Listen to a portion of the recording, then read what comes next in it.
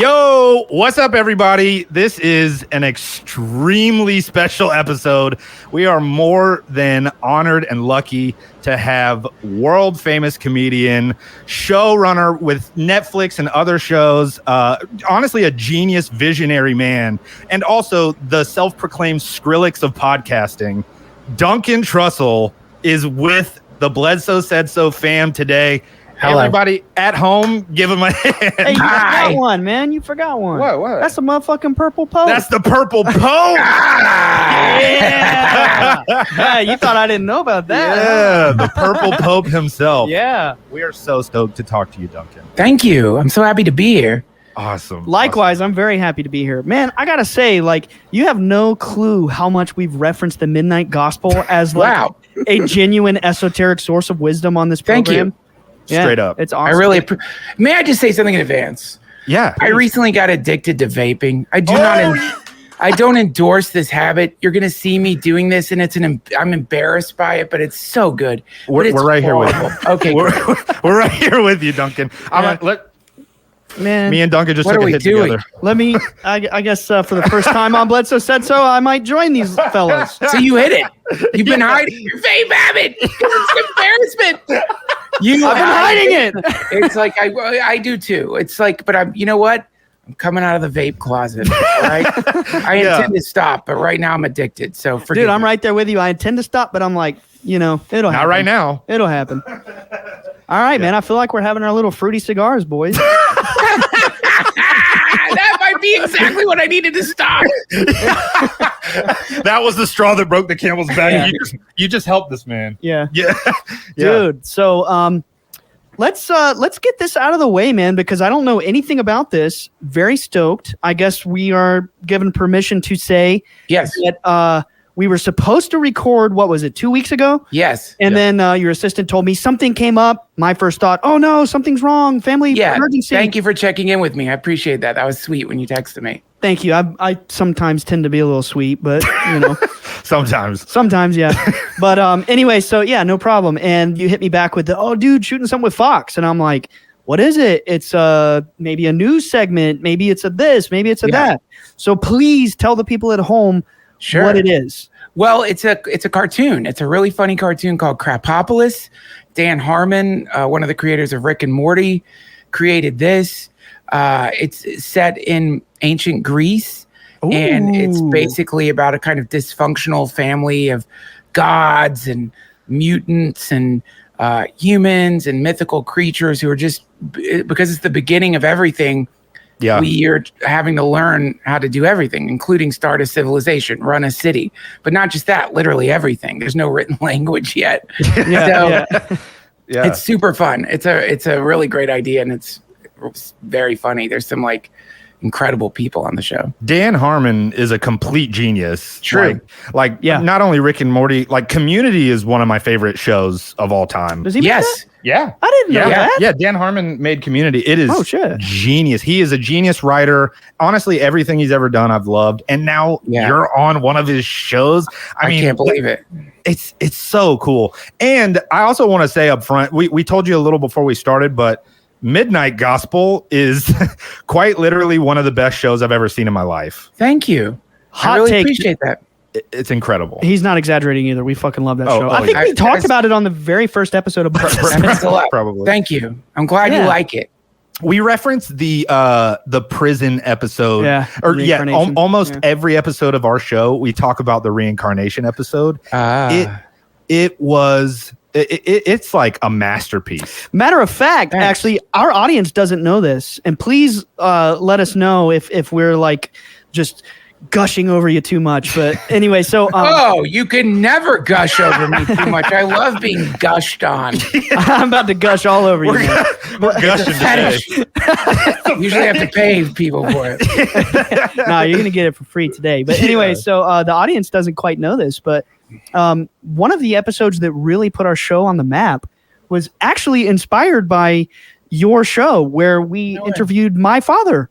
Oh, right. Yeah. Cool. I interviewed my own father. The whole take on that was Duncan interviewed his mom. Yeah. It touched people's hearts. It It was so beautiful and so endearing, and that actually led us to interview my dad. And it's pretty fucking awesome. Like you're gonna really be glad you did that. I know, you're glad man. now, but it's a thing, anyone should. Anyone, podcast or not, I would, if you have that kind of relationship with your folks, do the interview. They will love it, and it's something that like you'll have forever. Yeah. Absolutely, man. So, full disclosure, I know you've heard like a little bit about us and like kind of my background and where we come from. Yes. This show, I don't necessarily verbally say this all the time or ever. But with you being on this program, I feel like it's just such a wonderful occasion to kind of drop this little secret. But low-key, Bledsoe Said So is sort of like an initiatory journey to awaken souls. So the fact that you're on this program means that we really find a lot of value in what you say, what you I don't want to say the word preach, but what you communicate to people through your comedy, through your cartoons, et cetera, et cetera. So I kind of wanted to go into that. Like, let's just pretend everybody in the world was listening right now. Let's pretend like freaking the president's listening. There's like billions of people listening. Yes. If Duncan Trussell had one moment in time to say, oh my God, this is the most important thing you have to know to wake your spirit up to the ultimate truth, what would you say, brother? Don't vape. Don't fucking vape.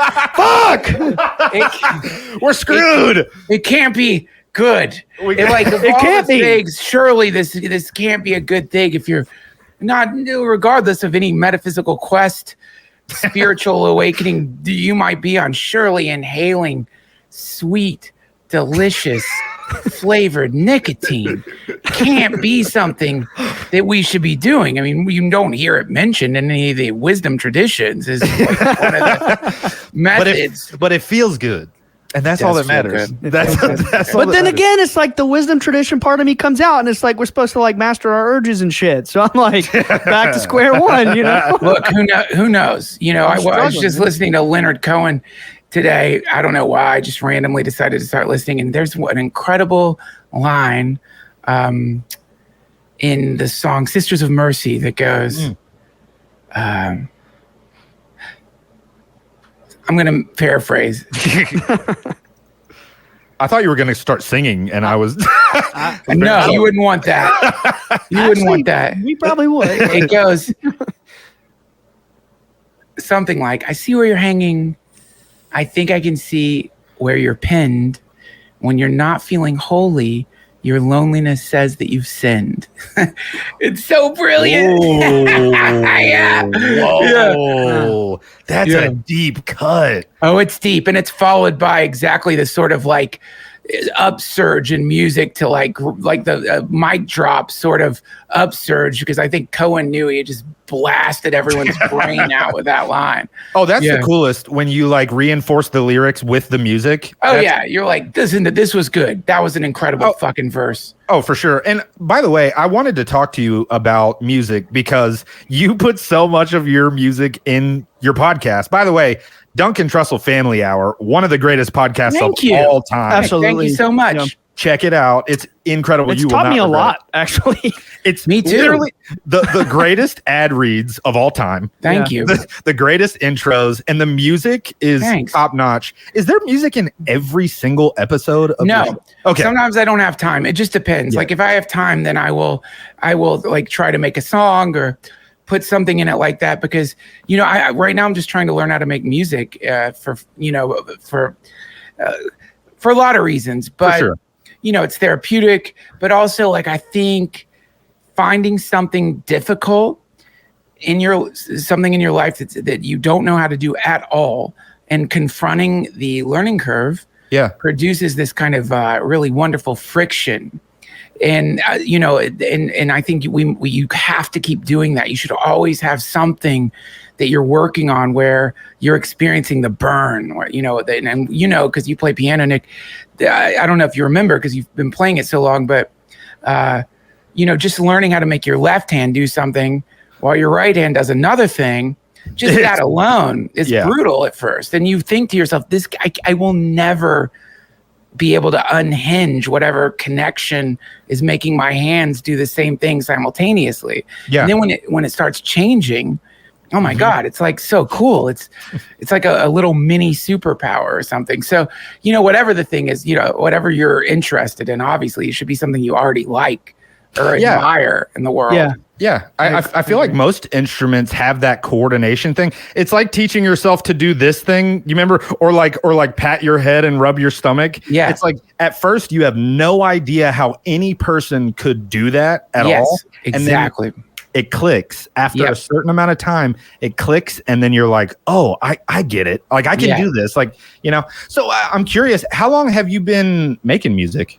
Years now. I got into. Oh God, years and years ago, I got into modular synths. And, just because I saw a YouTube video of this incredible little thing called a morphogene. And it's so cool. And one of the things I liked about it was that apparently the creators of it were familiar with this like style of writing poetry that William Burroughs innovated, which is called cut-ups.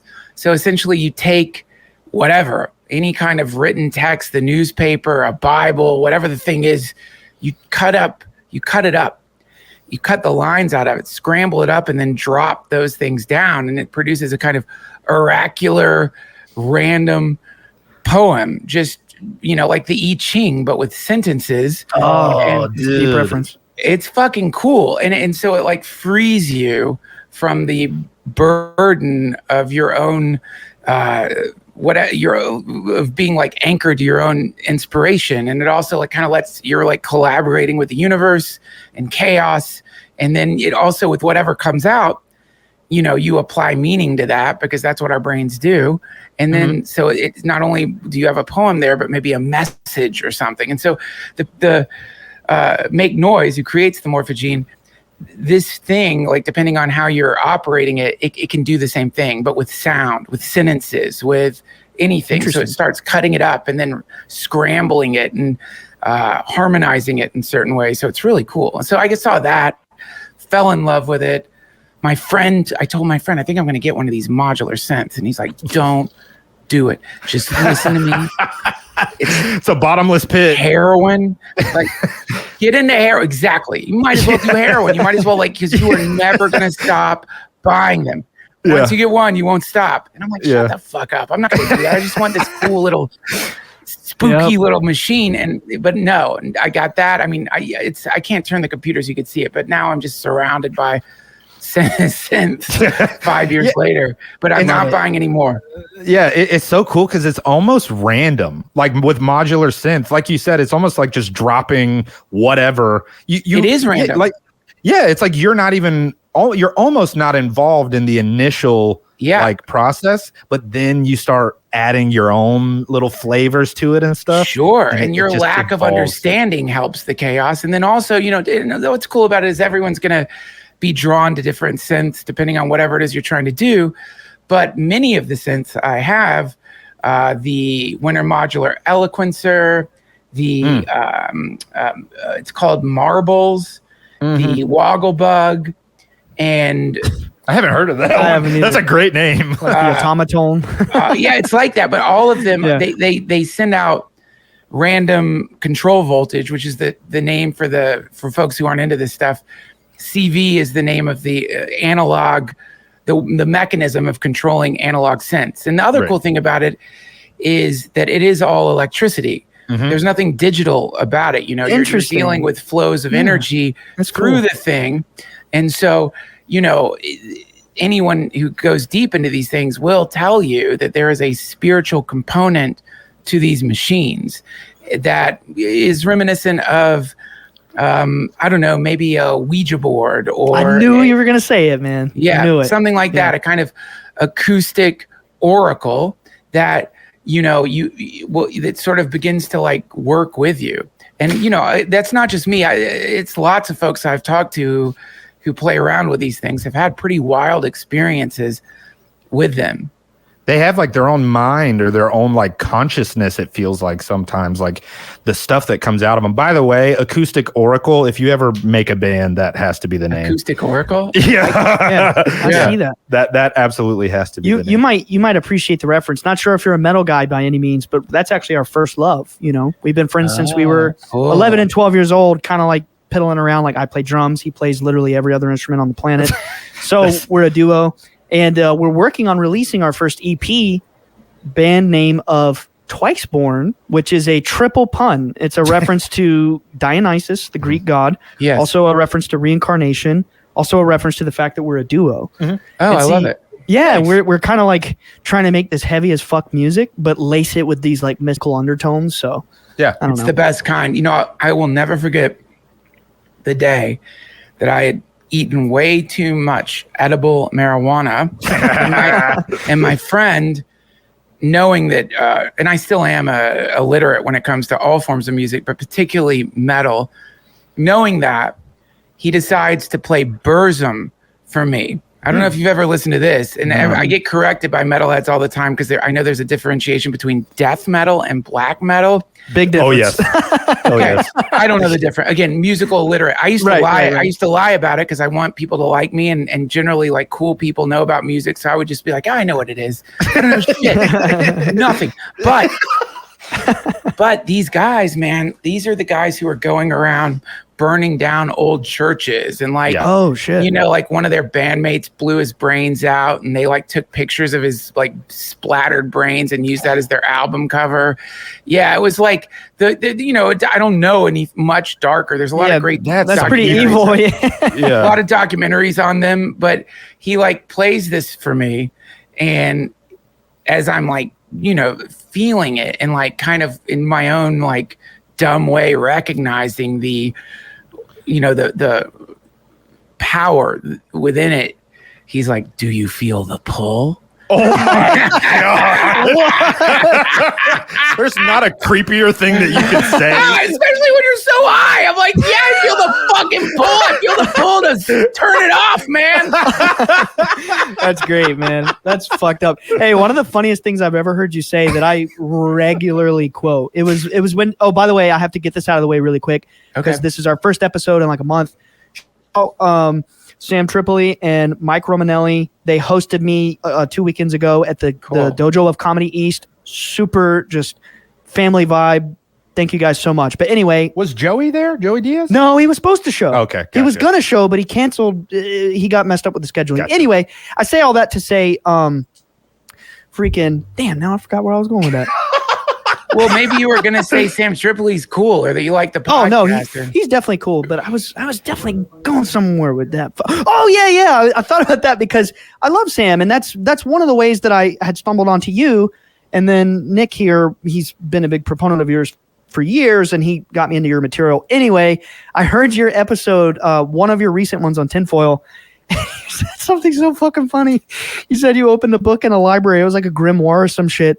And the guy said, my brain has worms.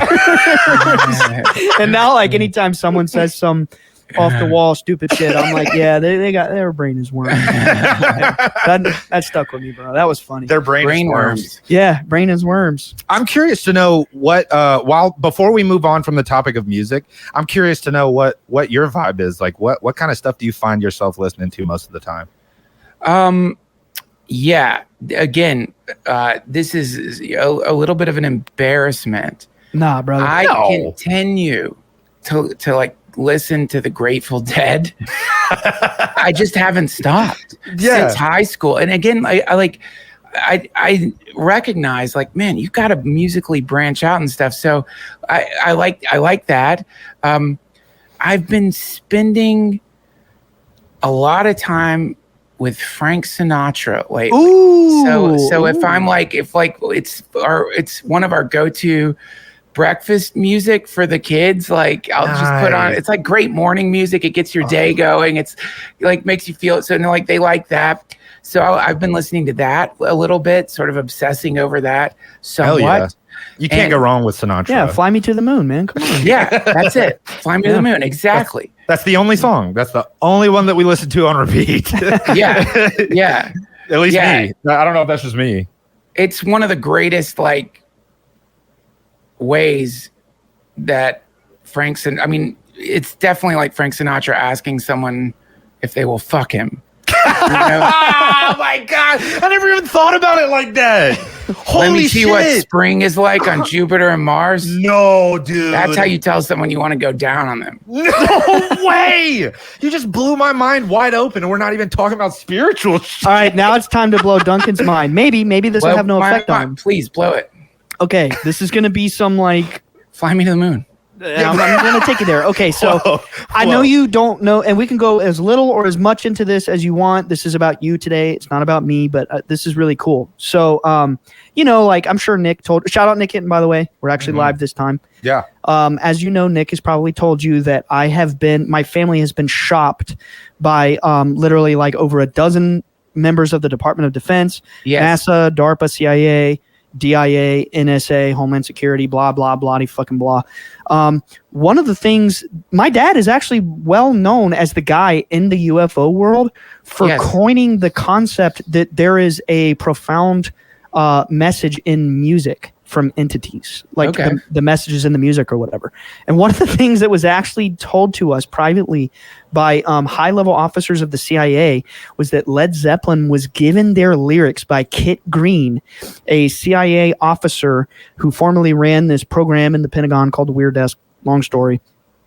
And that he gave the lyrics to Led Zeppelin to write about the Lady in Light. If you notice in Led Zeppelin's music, there's this constant theme of this Lady in Light, Stairway to Heaven, Battle for Evermore, blah, blah, blah, to subconsciously prime humanity to the knowledge or what have you, that there is a divine feminine. Interesting. I mean, there's so many things that come to my mind. Number one, like royalties. I mean, like, you know what I mean? You're a CIA. I don't care how deep in the state you are. You want a cut of that. You've written these badass fucking lyrics that you've been like, that you then give to this band. And if like you're not credited, you know what I mean? You could retire from the fucking CIA. No more acid in your coffee. You know what I mean? No more gang stalking missions. No more peddling crack and cocaine to poor communities. You can just retire. You know? Yeah. So yeah. Well, look, I don't know. I mean, these sorts of stories that we hear, I want to believe every single one of them. But my what I have done to inoculate myself from getting too like off track is I view all conspiracies, all of them, as emergent mythology, as reflections of default reality, and as a kind of at the base level. You know what I mean? I'm not saying they're real or not real.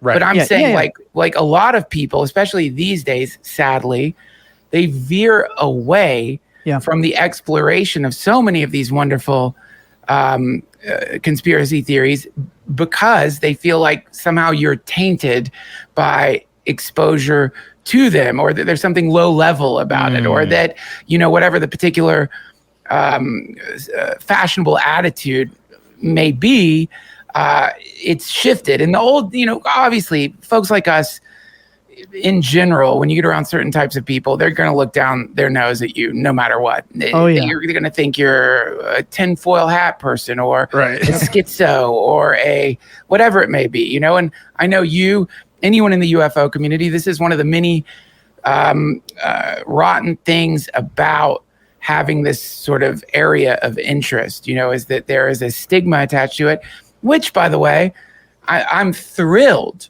to watch as the U.S. government finally, for whatever reason, is coming out and like no longer refuting the infinite accounts of people in the military who have been encountering and experiencing so many of these things and have had their careers ruined, or even worse, have had to stay quiet about it. People who have gotten sick from being too close to whatever the fuck these things are, and the VA doesn't pay for it because they're like, oh, really? What? You saw a fucking silver ship? Shut the fuck up. No, you didn't.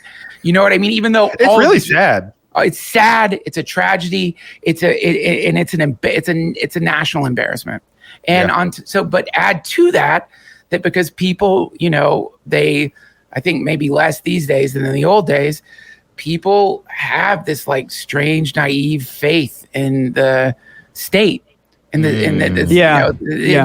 so people follow the leader, and then so that trickles down until people who are having legitimate experiences that are not related to mental illness or whatever the fuck it is you've been accusing them of having. People who are having these legitimate experiences are getting a little bit of validation now, and I think that's wonderful. It's any time like any data set is being obfuscated by for nefarious reasons, it damages the entire species. It just slows down progress, so I know this I always said, like, when I'm thinking of like these things, I always go to as above so below. Damn. I try to look at my own personal experience, and then from that I think I can extrapolate, what might be going on at varying levels of human society. So you're trusting your intuition, essentially, in a way. Yeah, through your own experiences, and you've ruminated on these things, and you look at that as a reflection of the macrocosm of what's really going on. Yeah, sure. Exactly. I mean, I was just having this wonderful conversation with somebody last night who, when it comes to conversations around the CIA, the deep state, around the machinations of operatives or whatever it may be, one of the refutations of it is that, oh no, not the government. Well, the government's too bumbling. They're fumbling. They could never keep a secret. They would never possibly be able to pull off this or that. And I understand that. But also, I understand strategy, right? Yeah. You know what I mean? And I think strategically, there's a lot of benefit that comes from your opponents thinking you're an idiot. Like, that's in fact one of the worst things that can happen to you if you've decided that someone you're going to confront in whatever way it may be is a bumbling dope.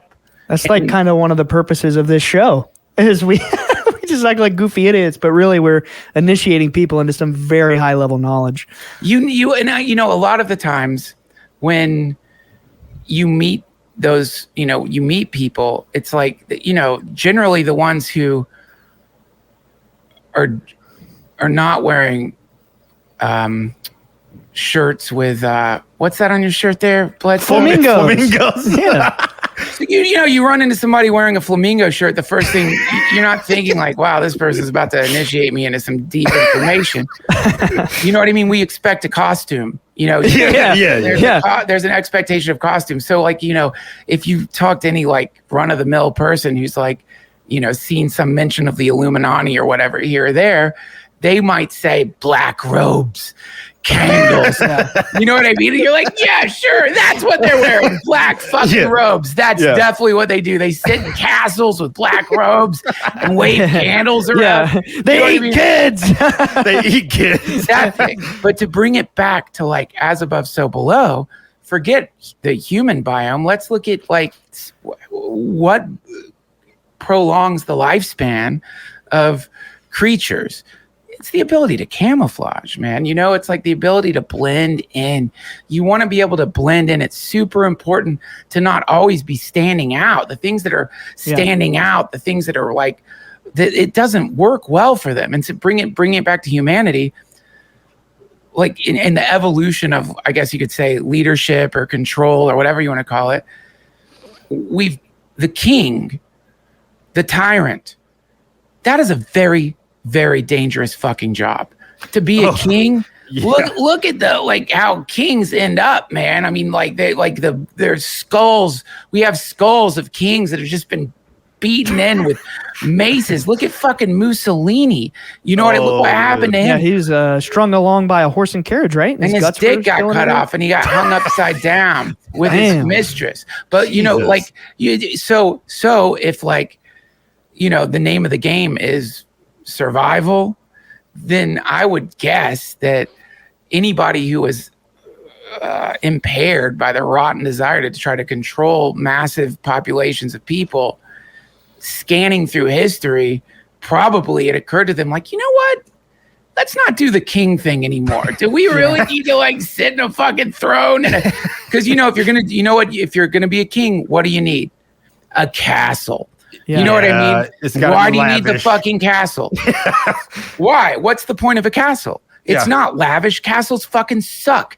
There's like, they suck. You want to live in a big stone, inconvenient fucking thing at the top of a fucking. They don't even have fucking plumbing. They look cool. They look fucking cool sick. From the outside. They look fucking sick. Being stuck in a thing, you're shitting in a like some hole that goes to the bottom of the castle. They're like ammonia's rising up. They would literally clean their clothes. They would get the lice out of their clothes by putting it over the toilets because the ammonia had some purifying effect from the rotting castle shit. But my point is that the reason kings need castles is not because they're like, you know, it'd be cool to live in a fucking castle.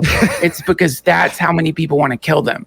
Yeah, you have to your house has to be made of stone, surrounded by a moat, or put at the top of a fucking cliff. Drawbridge. That's how much people hate kings. That's how much people hate centralization. Yeah. That's how much you don't want them to like know you're the problem. So what do? Decentralize. Create a kind of seemingly sometimes clumsy, sometimes chaotic, spread out network of bureaucracy that seems inept, completely disconnected, lost, fighting itself, so that the people, they don't even know who to fucking bring the torches to. They don't, and once they figure out, we're gonna like wave the torches in front of this person's house, that person's gone. They're like, they're out of office, impeached, or they just quit. You know what I mean? So the thing itself is a whirlwind of confusion. You know what I mean? Meaning that one could easily from that think, no, they could never pull off that level of fill in the blank. Yeah. My default is usually the opposite, that like exactly like you just said, they want people want us to think that. Yeah, they want the people in chaos and disorder, and they want them to be fighting against each other, and they want to seem like they're blundering idiots because there's actually some other shit going on. Oh yeah, no doubt. That's where my brain goes immediately. I don't default to they're not smart enough to do that. I agree that most people probably would. Well, it's a comforting thought. Exactly. Yeah. You don't want to think that your own government is doing some fucked up shit. You know, you don't want to think that. Yeah. I know they are for sure though. Yeah. But take it to another. There's another way that I've looked at it too. Is like, I don't know if y'all ever get into those cool videos where they put the powder on metal. Oh, cymatics. Yeah, cymatics. Yeah, sacred geometry. Sure. So yeah, you take these disparate particles and you play certain tones, and they make these forms naturally. You know, so maybe it could be that when you get enough people engaged in any activity that tune into this resonance or this frequency or that frequency, it's going to take on a kind of form. So maybe it could be that as we continue to evolve as a species and deal with just the reality, someone's got to be at the helm of the ship, right? We do need someone at the helm. Someone has to. There can only be one person at the wheel. You know what I mean? But maybe something about the lower chakra frequencies, the survival frequencies or whatever. Maybe what happens is when enough people are tuned into that, it's not that any given individual within that system is necessarily evil or or has like ill intent for their fellow humans, but just because they've become part of this a pixel, I guess you could say, in a massive network that is tuning in to survival level frequencies, that it shows up again and again in a way where any individual person you talk to them are like, no, I got into this because I wanted to help, which, by the way, I think that's really important to mention. Is like, I think it is absolutely unfair to, I don't care what government agency you work for, to say that the individuals in the CIA, individuals in the FBI, individuals in some unknown organization are just instantaneously evil because they happen to have that job. That's fucked up. They're not. I don't know that I've ever, like, I don't know. I think if I have met someone from the CIA, they probably are aware of how yappy I am. So they're not going to be like, I'm in the CIA, because they know I'm going to be like, I met someone from the CIA. But you know what I mean? But I do think that it's like, you have to watch out and demonizing the individuals that find themselves within systems that have blundered and that have the tendency to fuck shit up, to be violent, to be rotten. You know, it's frustrating though, isn't it? Because it would be nice to know who the vampire was, to know, oh, that's the evil thing, or that's the evil. I'm very fortunate to have grown up being studied by these organizations to have like a more nuanced view of this subject. And I would say, although I genuinely believe the overall agenda of these organizations, I don't just believe, I know, because, you know, some fuck shit has gone on behind the scenes to my family, had a couple of death threats here, tried to make a movie about us, make it dark, blah, blah, blah. Long story. Anyway, I agree with you that each individual person is not evil, but, you know, they have a job to do. So it's like this give and take. It's like this kind of duality thing. But at the end of the day, they're all people just like me and you. Right. You know, they're human beings. And when we first started the show, I was so trauma reacting that it was just like, fuck them all, blah, blah, blah. But now I'm at this point where it's like, don't really need that anymore. I've gotten it off my chest. You know, I don't like that energy of like going after individual people unless they deserve it. But to piggyback off that, I wanted to ask you kind of a somewhat similar to that line of dialogue, but shift directions a little bit. So actually, believe it or not, we are not a conspiracy show. There's a dime a dozen out there. The ones that are out there that are big are like impossible to surpass. It would take a miracle. We are actually a spirituality show. Sure. We had the foresight to say, you know what? We don't want to compete with anybody but ourselves. So we tend to keep it really spiritual. Like each episode is, maybe we'll go into a different mystery tradition. By the way, I wanted to ask you, what's your favorite? And point being, we stay away from the black pill shit. We're not too terribly concerned with all the like negative conspiracies. Cool. So I wanted to ask you, do you believe, or rather, what do you know about the age of Aquarius? Okay, so you're definitely gonna have to correct me, because my understanding of it is like pretty limited. But isn't this connected to the sort of new age, global awakening, shift in consciousness, the idea that a sort of global renaissance happens where the forms melt down, and that within that melting down, a sort of like, I don't want to say perfect, but a harmonious civilization emerges that is no longer using things like war and violence as the mechanism to have conversations. I think that's I think that was pretty damn exactly what I was getting at here. But I like that. I appreciate that. Is that like, do you tend to trend towards the idea that there's going to be like a positive future, or like how do you go about that? Full disclosure, I do. I'm 100%. I would say it's like white pill. Do you know what I mean? Like, I don't like I don't like black pill. I don't like red pill. I don't like blue pill. We're gonna make a new thing right now. White pill, chakra pill, rainbow pill. We're rainbow pilled. Yeah, there you go. Yeah. Well, yeah, definitely. I mean, but how do we get, like, in the contemplation of the future? You know, individually, like, you know what they say, if you want to know what your next incarnation is going to be, look at what your incarnation is now. If you want to know what your past life was, look at what your life is now. And because it's not as though like the age of Aquarius is the things get wiped out and then restarted again. It's an evolution. So meaning that you kind of have to pull it into your own subjective experience of reality. So isolate that versus the news or whatever your particular like poison may be when you're looking out like at an analysis of world events. If you bring it back to your own life, I think from that on the individual level, you can understand the possibility for the collective shift that they're all talking about, because the collective shift is not, it's for it to be what all of the New Age people and the prophets have been prognosticating. It can't really be top down, can it?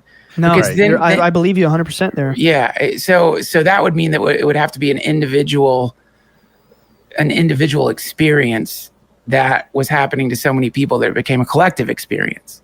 Yeah, for sure. So from my own like experience with when things are going horrifically in my own life and getting some distance between those moments and now, I could say that for sure things get better, even when it seemed like there's no way that you're gonna like make it out of whatever. I've been suicidal before, not like fun suicidal, but like literally, like the real thing a long time ago. I was so depressed, wrecked. And look at you now, you're glowing. Thank you. Well, that's my light. I wish I could say I was emanating some light. It's a fucking. We don't believe that. You can see it in my eyes. It's a little. Still, I can feel it through the screen. That's your soul, bro. We know. Yeah. But if in an individual life there is the possibility for whatever you want to call it, redemption, awakening, shifting consciousness, evolution, enlightenment, satori. Yes, good one. Then certainly collectively, that possibility also exists. Yeah. And I think where people get really stuck in a little bit of a sand trap is they start trying to fabricate collectively how we can get from this point to that, whatever that point may be. The top-down model, you mean. Exactly. It's down up. It starts with you. Exactly, Yeah. That's 100%. It's the journey of the soul. Exactly. Yeah. So full disclosure, reason I asked that question is because fucking vape. Everything I feel like hold on, I'm saying is being boys. negated by this. 1, 2, 3, vape. I can't believe we just did that. He did it. He fucking did it. You know what? The CIA is going to stop coming to your house. Oh you my just God. solved the problem. No more deep state people are coming to the Bledsoes. They're like, they did a try vape. We're not interested anymore. We're bonded for life now. Yeah. Hey, Duncan, Trinity vaped. I think the consciousness shift happened. It just happened when we did that.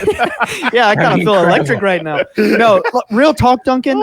Yes. Real talk, offers on the table. If you ever want to hear some like high level secret shit, I'm telling you, man, I could tell you some stuff that'll make your hair stand on your head. Can't about wait. CIA. Yeah, but anyway, that being aside, full disclosure, the reason I asked is because in 2007, I'm not going to go into all the details, but unless you want, but just offer on the table for future. 2007, my dad has this entity encounter. Discovery Channel got involved, fucked us over. We were shit on for 5 years by the public. 2012, I did say 2007, right? Mm-hmm. Okay, 2012, my dad sees a goddess. She's in our fucking backyard. She's beautiful. That lady, my wife painted that. Yeah, she's beautiful. She calls herself Hathor. She says the hidden one is Amun-Ra. She appeared as a bull, knocks my dad over. It's like a wind blasted through him. He gets up. He sees this beautiful. She appeared blonde hair, blue eyes. But I mean, obviously, people at this level, if you made it this far, you realize they appear to you in a form you can comprehend. Right. Anyway, she tells him, "You have to tell your story. The age of Aquarius is coming when the red star Regulus aligns with the gaze of the Sphinx just before the constellation Leo." In the constellation Leo, just before dawn, we will enter a new knowledge. It'll be Age of Aquarius. And she said that we are vibrationally linked to the earth. It is a living being. And currently the vibration of the earth is resonant with fear. And that's the model of the people at the top. It's to keep us in fear.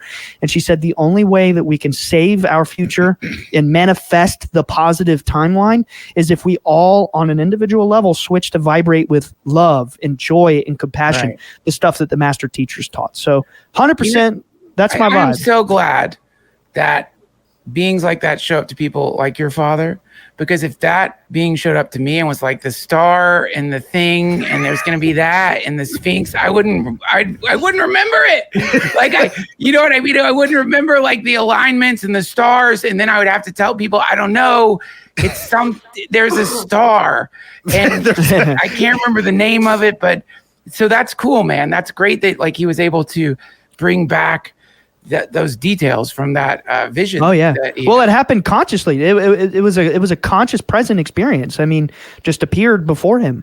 He saw a manifestation of some kind of angelic goddess being. He had like the classic. Yeah. The classic. She told him that she was Hathor. She was the mother. She said she was the universal creation of all life, the mother of all.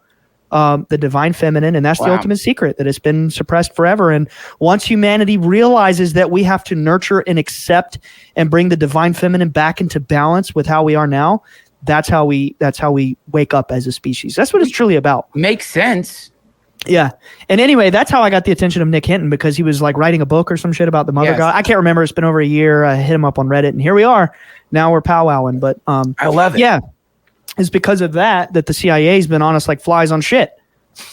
But you could see why people hearing that are like, you got two things going on there. One, manifestation of a goddess being. Mm-hmm. Two, the involvement of the federal government.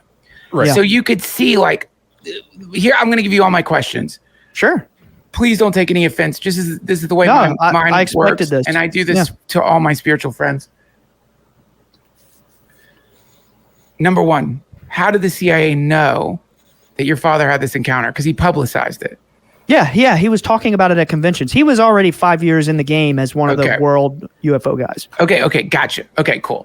Yeah, he was on TV already at that point. For whatever reason, this mention of a divine being, divine goddess mother. Specifically a female, yes, a feminine. Lands on the radar of the CIA. So let's just walk through what that must have looked like. So someone is in a meeting. I guess they have meetings at the CIA, I'm assuming. They probably do. They must. So someone's in a meeting and they must have a list of things they need to talk about. So they're like, all right, when did this happen? 2012. 2012. So they're like, oh yeah, man, like Saddam Hussein. We already done the war. We already done the war. He was dead. He's gone then. Yeah, so I think even Osama was dead at that point. So they're like, okay, they're like Saddam Hussein. He wants us to move him to a different place. You know what I mean? But he wants to go to Argentina with Hitler. Whatever. They're like, okay, look, we're dealing with we got to deal with ISIS right now, and all this bullshit is happening in Africa, and like it's not looking good. What are we going to do about the whole Ukrainian fucking problem? Because Putin's going to freak out eventually. You know that, right? Eventually. We can't just keep fucking around with this. And then they're like, okay, oh man, Bledsoe's dad saw the goddess. You know what I mean? I'm like, what? They're like, oh shit, what? Yeah. While they're dealing with like keeping like nuclear devices out of Manhattan. Somewhere in the CIA, they're like, shit, man, the goddess appeared. What's your father's name? Chris. Forgive me. Shout out, Dad. Hi, Chris. And again, forgive me. Again, listen, I maintain agnosticism in regards to these things, so I do not doubt that your father saw this. I trust you. This is your dad. He saw this. To me, that's way easier to buy, because I know people who've seen angelic beings. And the CIA is like, fuck, man. Someone's got to go over to the Bledsoe house and tell them, shh, we can't be talking about this. Yeah. How do you think that went down? Like, how, in your mind, in the CIA, in a government agency, how did that conversation come up? Well, I'm very fortunate to know because I've asked them. When I was 15 years old, let me say deceased. He's recently deceased, but he was the like senior most living member of NASA at the time. His name was Hal Povenmire. Dude, I'm 15. Dad's documentary's been on the TV a while. We're getting shit on at school, stuff like that. I'm home from summer break. It's okay, man. I've moved past it, but thank you. And anyway, I'm 15 years old at the time, playing Xbox. It's like summer, no school. I'm in my PJs, probably the Ninja Turtles, if I'm being honest. And I hear a doorbell ring, and I open the door, and it's NASA. It's literally, he has a NASA laminate. He knocks on the door. Hey, I just drove 12 hours from Cape Canaveral. Is Chris Bledsoe here? And I'm like, Mom, NASA's here, you know. And next thing you know, every encounter we ever had until the day he died 11 years later, we reported to this guy. And it turns out we found out near his death, he was also ex-CIA analyst, and everything we were encountering, he was sending it through the channels. So they knew everything that was going on the entire time. Not to mention the fucked up part, since I was a 15-year-old kid, they made me believe I'd be tapped and spied on and monitored and have spy satellites over our house and have a team of remote viewers constantly spying on us in dark rooms. That's the kind of shit they told me. But who told you that? CIA and NASA. Isn't your dad like, can you not talk to my fucking kid about remote satellites? I mean, you know, it's hard. Like when it's happening to you presently, you believe them, you know, you believe them. Yeah. Of course. I mean, I'm not sure why you stopped believing them. Yeah. I don't know. I was just ready to start speaking my truth, you know, and say, fuck it. If anything happens to me, whatever. No, I see. You like, okay, I got it. Yeah. Yeah, man. I mean, this is such an anomalous experience that you've had that I've got to wonder to myself. I like doing this. This is a fun exercise. We're running the CIA. Let's just have fun. It's a thought experiment. We're definitely qualified. Yeah, we're running the CIA. It's our job. Yeah, and because we're running the CIA, and we have access to all the files, meaning that we know it all. Now, let's for fun imagine. All right, we know that there's been a treaty between various states and these like whatever you want to call them, interdimensional things. Right now they're calling them aliens, but we know that's not what it fucking is, but whatever. We'll call them aliens for now. Yeah. Maybe, from the hollow earth, under who knows what. Yeah, who knows? But we know that, like, obviously there is number one, they have superior technology, meaning that we're sure as fuck not going to be able to, like, overcome them by force. Number two, we want the superior technology. And so part of the agreement to get whatever the technologies that they have is like, you really, like, it's not, in our infinite amount of time as cosmic travelers, we have discovered that if you want to hang out with a planet, then like direct contact with the entire population of the planet, it doesn't do what our goal is. And our goal is fill in the blank. For the sake of not being negative, let's say our goal is upshifting the consciousness of planets. We via directed panspermia. From your perspective of time space, billions of years ago, we sent out organic matter to seed planets that have an environment that we could live on, and we designed the genetic code of this thing to over infinite amounts of time to become technological. Once you became technological, you sent out a beacon. The beacon alerted us. We came. I was about to say, have you seen 2001: A Space Odyssey? Yeah, sure. You're describing the plot. That's literally the plot. Like the monoliths. Yeah, the beings, the ascended higher consciousness beings, whatever they are, which, by the way, you never explicitly see one until the main character becomes one at the end. You know, the way that they kind of like shepherd the evolution of consciousness is very subtly. They don't show up. They just like drop a monolith here, and then that completely shifts reality. Drop another monolith over here, completely shifts reality, and the last one is a beacon. It's like you're describing the plot. Well, no one's been very like, it's not like this is like, look, I'll just read this to you. We all know this, but it's from this perspective, from the perspective of the directed panspermia, I've heard you talk about that before. It's so interesting. Yeah. Let's see. It's the parable of the sower. A man went out to sow grain. Some seed fell on the path and the birds ate it. Some seed fell on rocky ground where there was little soil. The seed soon sprouted, but when the sun came up, it burnt the young plants. Some seed fell among thorn bushes, which grew up and choked the plants. Some seed fell on good soil, and the plants produced corn. Now, I don't know of a better explanation or a better description of directed panspermia than the parable of the sower. When you look at that from the perspective of the sower being a super advanced, very ancient civilization that has within it the same impulse as we do. We like to garden. Humans just like to grow shit. Yeah. And so theoretically, as above, so below, or Book of Genesis, God creates man in his image and likeness, or really like there was a plurality when you read the Book of Genesis. It's yeah. Like Elohim is a plural word. Yeah. So we like to grow things. And so we like to create. We're working on artificial intelligence right now. We even want to create life. So anyway, my point is, if we are some kind of garden world that via directed panspermia has just started to grow technology, whatever it may be. From this, you could it's not that hard to logically connect the dots that at some point someone's going to come for the harvest. It's that Saturn scythe. You know what I'm saying?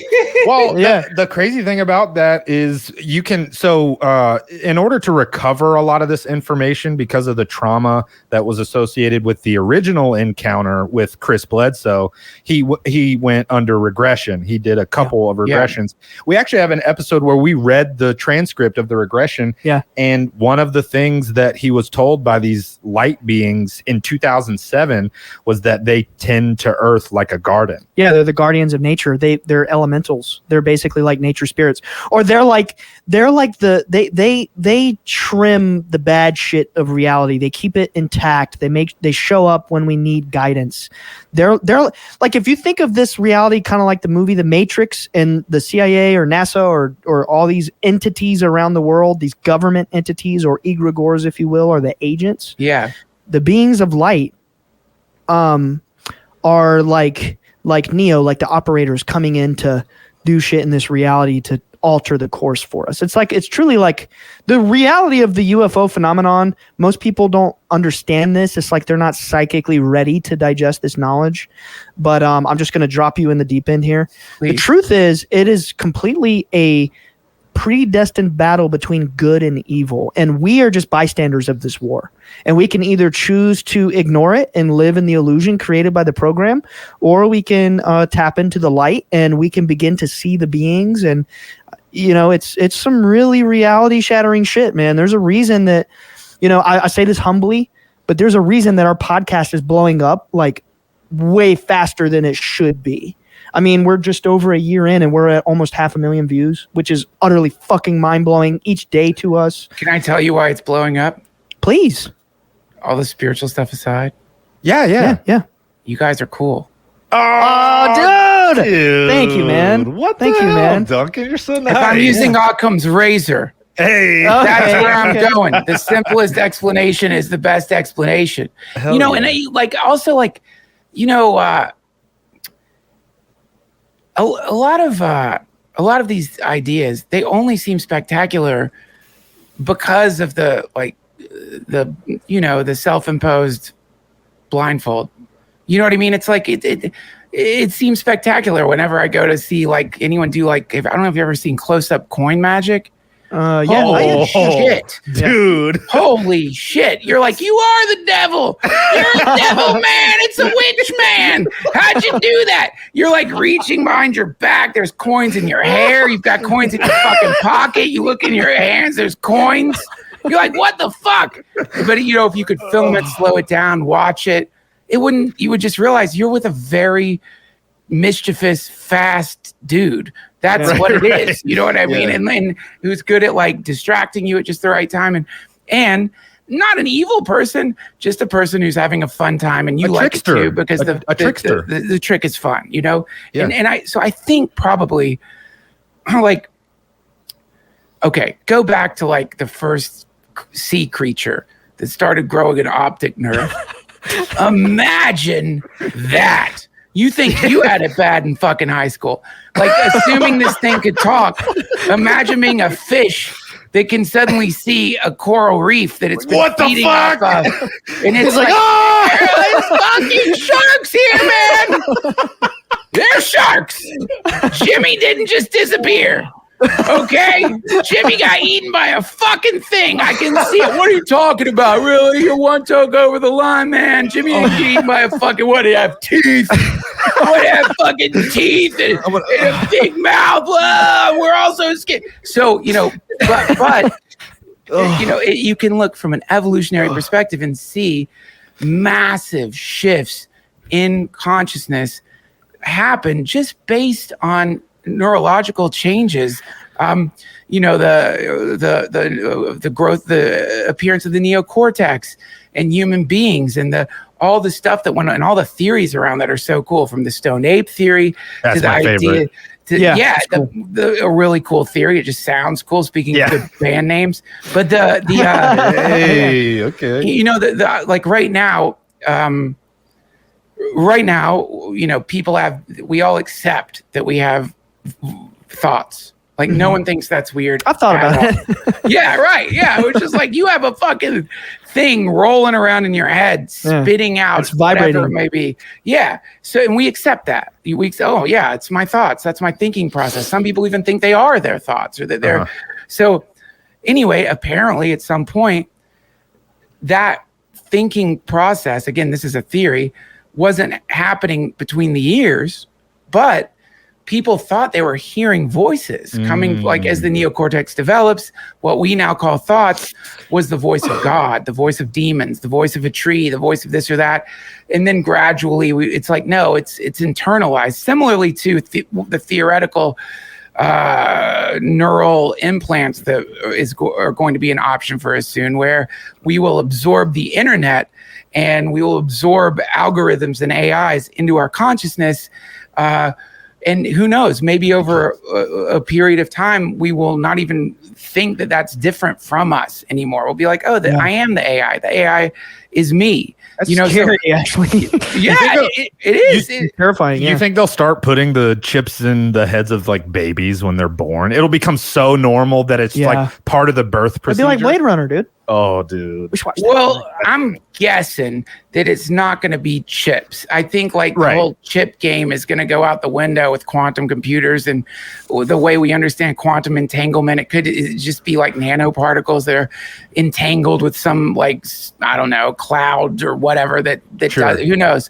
Or it could even be like, you know, something even less than that. Who the fuck knows? Right now, we've got our big stupid chips and our motherboards. They're going out the window soon, I imagine. But by soon, I don't mean like in the next 10 years. I mean 50 years, 100 years, something like that. But so all I'm saying is, it's like, from the perspective of beings that are time blind, in the sense that we can't see the future. Our past is a neurological imprint that we call memories. We can't literally look into the past or anything like that. Then a lot of like things like what you've seen and your dad has seen, you know, it's insane. Like, what the fuck is that? How's it doing that? You know, these Tic Tacs or whatever, like, holy shit. How does it fly that fast? You know, how does it move that fast? Or how does it get from point A to point B? That stuff would not seem spectacular if we just had the maps or the ability to observe higher dimensions. It's right consciousness. Now, yes, exactly. We just can't see it yet. So consciousness is the ultimate technology. And these beings they understand the mysteries of consciousness. They've been where we are. They've ascended to that level. And they're a part of that program that teaches us how to get to that level. That's what they've communicated to us, essentially, to my dad. It's like the Buddhas in Zen Buddhism. Yeah. Like with Zen Buddhism, like when you reach enlightenment, I mean, I'm sure you know this. Yeah, but the audience is listening. So yeah, when they reach enlightenment or whatever, they become like a Buddha. This is specifically in Zen Buddhism. They become a Buddha, which is like an enlightened spirit. So you could kind of like look at these light beings like that. You know, it's like that's how I view them. Yeah, they've been here. They've gone through the trial of Earth, like the Plato's cave allegory, and they've ascended outside of that, and now they're here to like help us through that thing. That's how I think about it too. Yeah, absolutely. Yeah, for No sure. doubt. Yeah, it And, makes sense. Some secret government shit here. I can tell you more about it later. Like as much as you want. I got some pretty cool stuff to tell you if you're ever down for that kind of shit. But yeah, like what I understand at the highest levels of the Department of Defense, like full disclosure, my family's been studied by the Psychic Spy Program. I actually just had my dad out at the Monroe Institute back in May. He blew their fucking minds. He broke their machines with his brain. And That's kind of got to be a little annoying also. Oh, dude, listen. What the fuck? When I was in high school, you have no clue how many appliances my dad broke. Seriously. My dad, I've seen this. My dad would get in a heightened state of emotion, and the breaker would switch in our house. Like that dude is incredibly. His antenna is just constantly open to psychic phenomenon, and that's what it's all about. It's all about the evolution of our awareness of the psychic realm. It's not what people think. It's not like Stranger Things. Oh, and you're moving shit around. It's really just about that extra sense within us and being able to sort of like sense the vibrations in the subtle realms, you know what I mean, across time and space. And dude, I used to be addicted to ketamine, man, and like, and one of the problems with ketamine, at least for me, is that when I was doing it, all my fucking and I know anyone listening, like, you were just high. Shut the fuck up. Fine, I was high, but I will tell you this: anytime I was using it, that was an immediate repercussion, is that my phone would freeze up, my fucking technology would start fucking up. Not like I can't figure out how to use the damn thing, but like the screen would like, like distort. Not everyone listening is like, did your screen distort? Did it? I don't know. Wobble? Did it breathe and wobble? Oh yeah, you should call Apple. That's definitely a problem with your fucking iPhone. Not the fucking disassociative anesthetic you are insulfating, you fucking hippie. But no, I don't mean that like that. I mean like literally, the screen would like fuck up. Like lights would, the TV would fuck up. The internet connections would get all fucking weird. I don't know. And your psychic filter might have been open. Exactly. And we just, you just take it for granted. You're like, well, okay, I'm just going to keep the fucking phone off because I don't want to deal with like having to number one, you shouldn't be on your phone when you're on a psychedelic, if you ask me. That was that's a second advice for humanity after don't vape.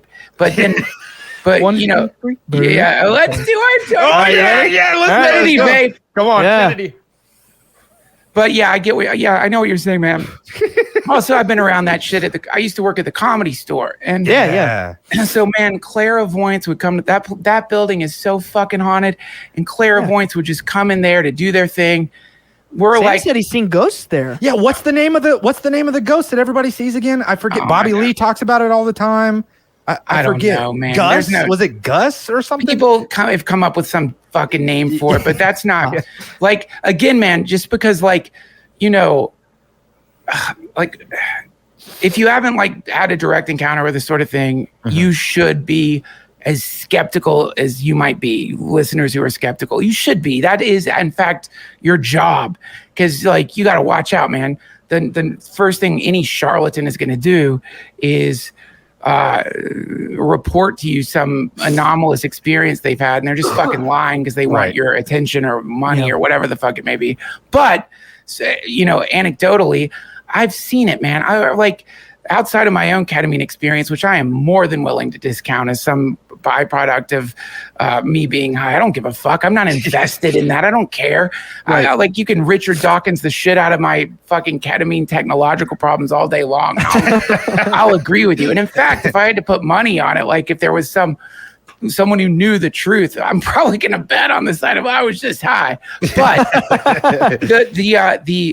I remember at the Comedy Store, this clairvoyant came, and we're walking down the steps from one of the rooms called the belly room, and she's freezing. She starts freaking out. She's like, started naming these names. Again, I'm not like your dad. I can't even remember now. They were probably important, but like starts mentioning these names. And then of course the lights right at that moment. I've been working there for years. I've never seen it happen fucking once.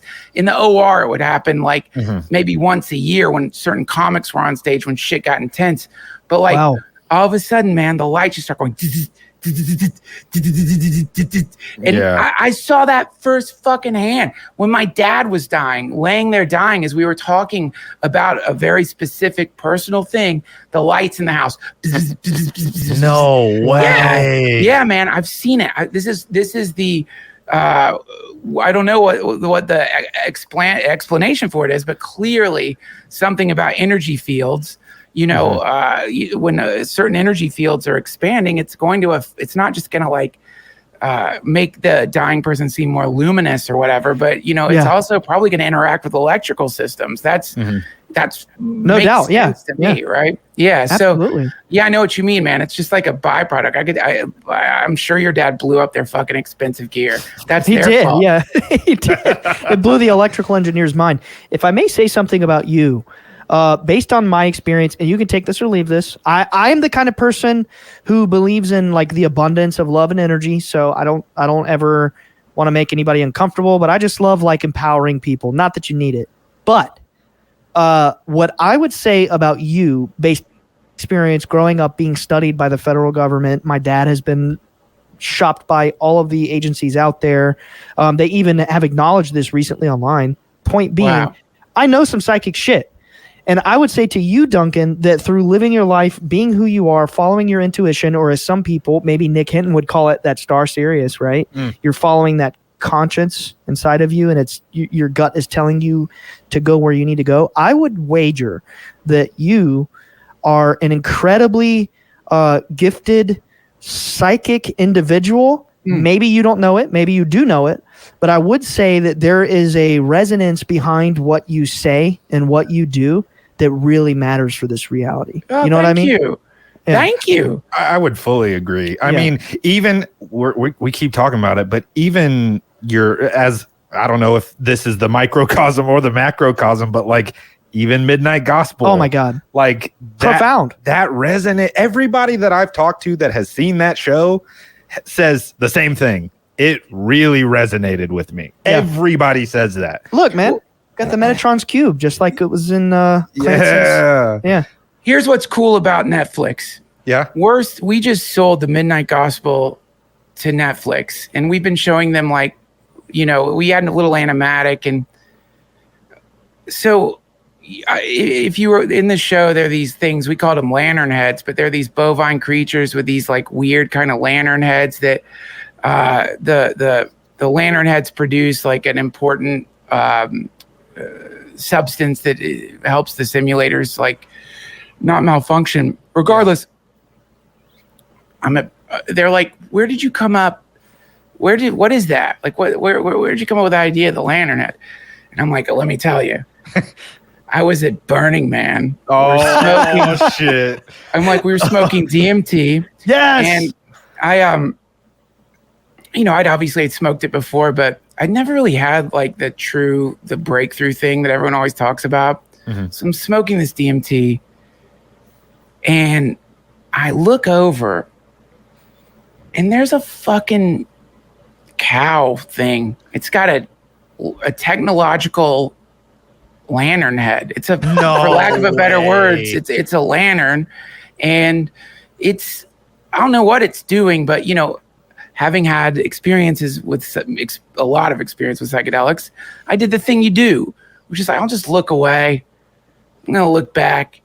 It's gonna be gone. Yeah. You know what I mean? I look away. Oh God. I look back. It's just like a cow. It's just moved forward a few feet. Oh, geez. It's just kind of slowly walking. And I'm astounded, not by just the fact that I'm seeing a fucking cow thing with a lantern head, but that like this is my This is my DMT vision? Bro, what does that sound like?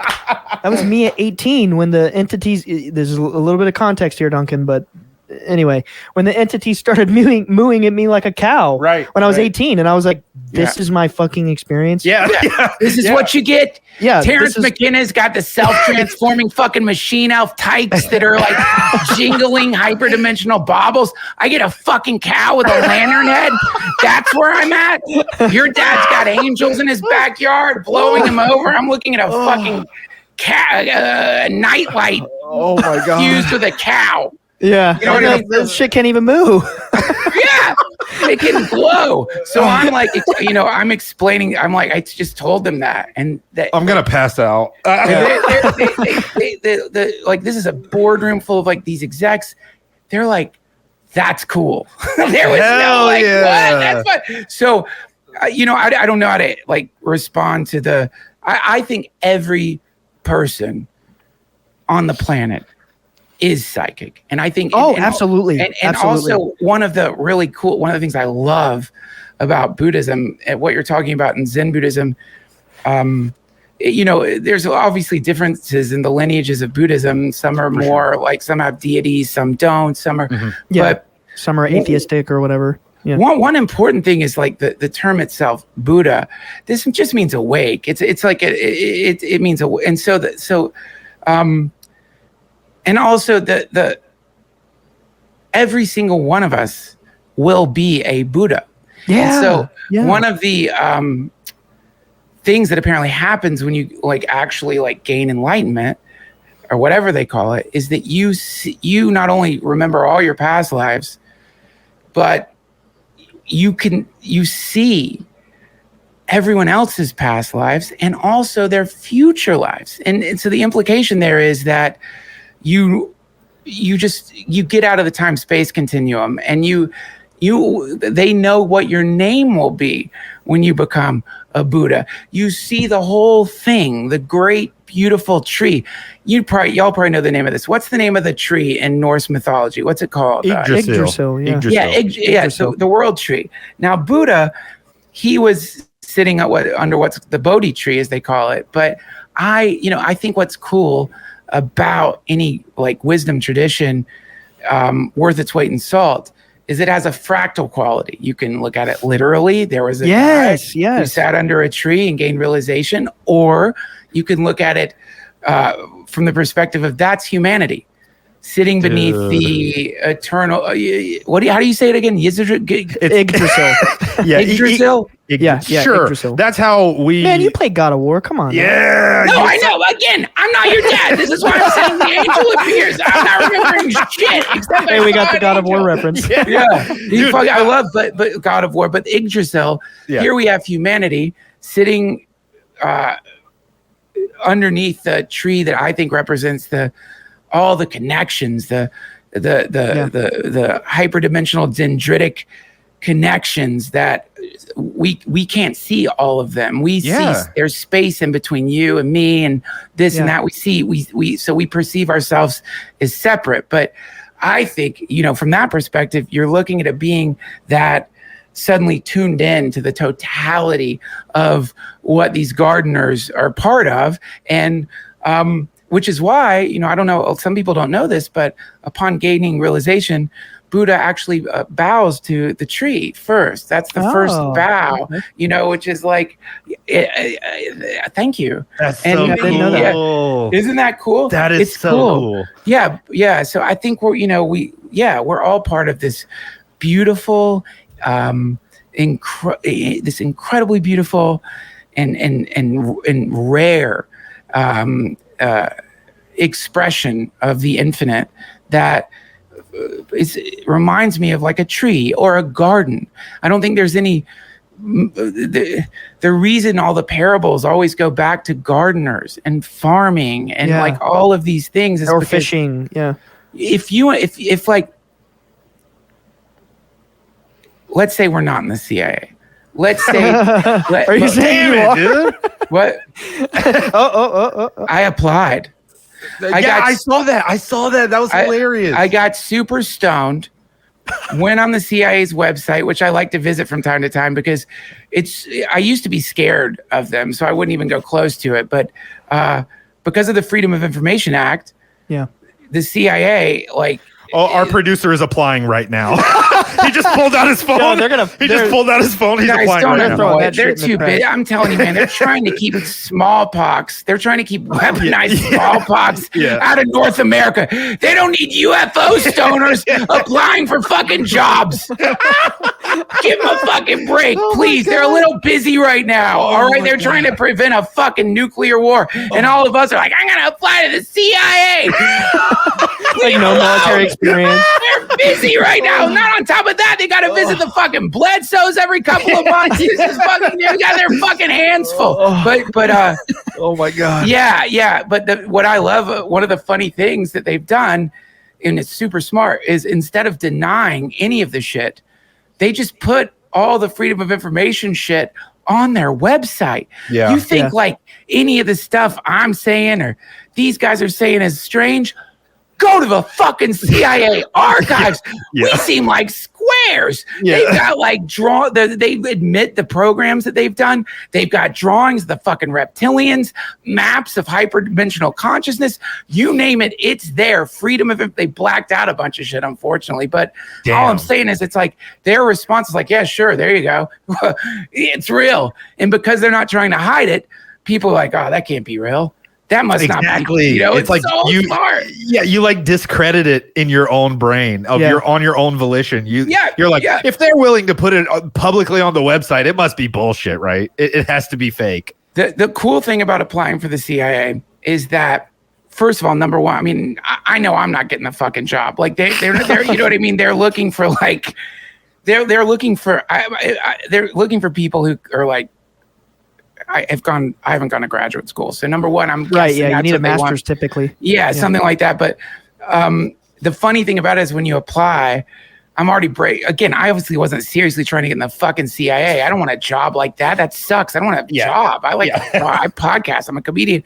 But the first thing they say is don't tell anyone you applied for the CIA. And then when you're done, you're fucked, Alex. You're not getting in.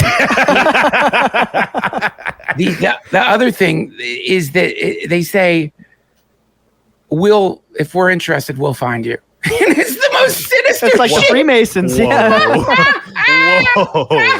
It's sinister because if you are an idiot stoner who decided to troll the fucking CIA, from that point going forward, whenever you're around someone, it might occur to you to think like, is this them? Plus they've got like satellite images of you smoking weed and shit. Yeah. You're like, was that code for, are you inviting me into the CIA? Or no, alternatively, they're like, we could use this guy to peddle crack and cocaine to poor neighborhoods. That's the truth. Yeah, that's the truth. I don't think they need help peddling crack cocaine. Probably it seems like it's pretty popular. Yeah. People it's not like you got to have a sales pitch for it. You want to feel good? Yeah. What do you need to say about it? They'll keep you up all night, man. Yeah. So back to the DMT thing real quick. Did you break through? Did you eventually break through? Yeah, I did.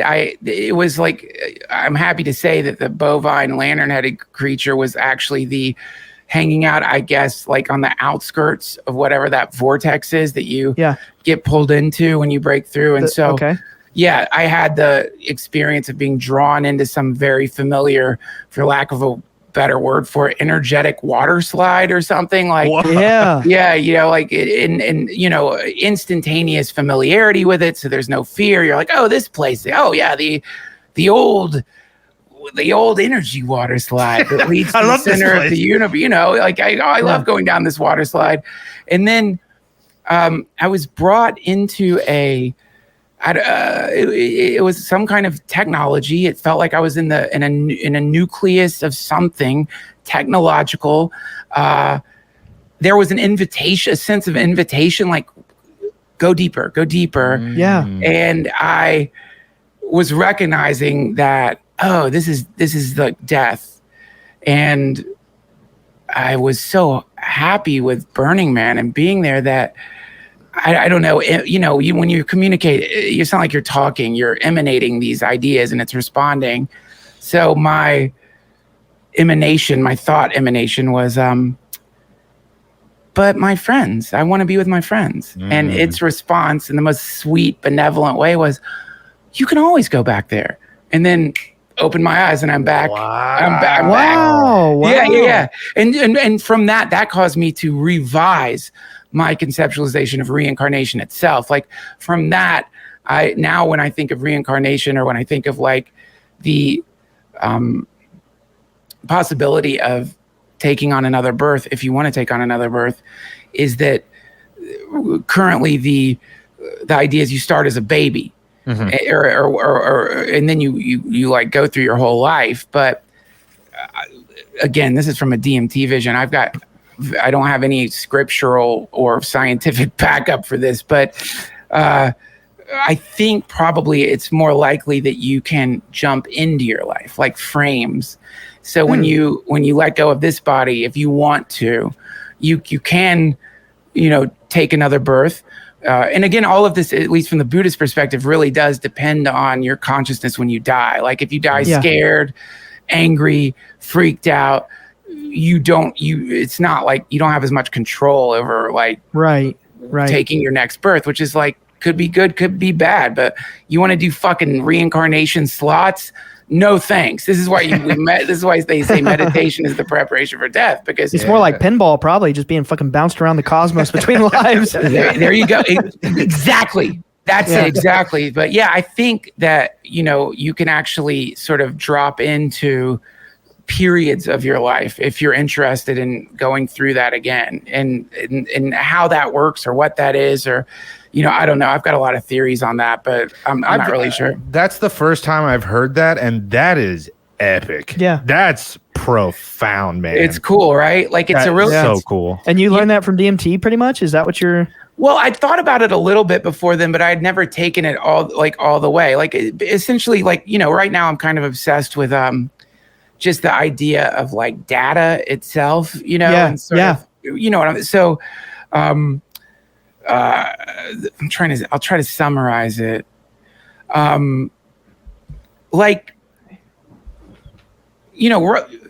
Currently we have an idea of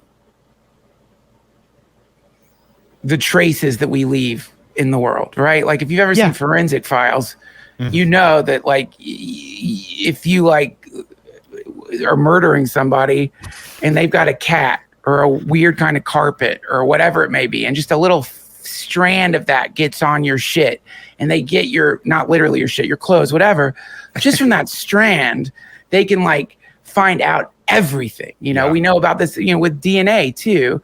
And so, and also we know like echoes exist, like you yell into a cave, you're going to get some distorted version of your voice echoing back. It's data. So like, I think we leave a lot more data behind than actually we might realize. Yeah. Not just forensic file stuff.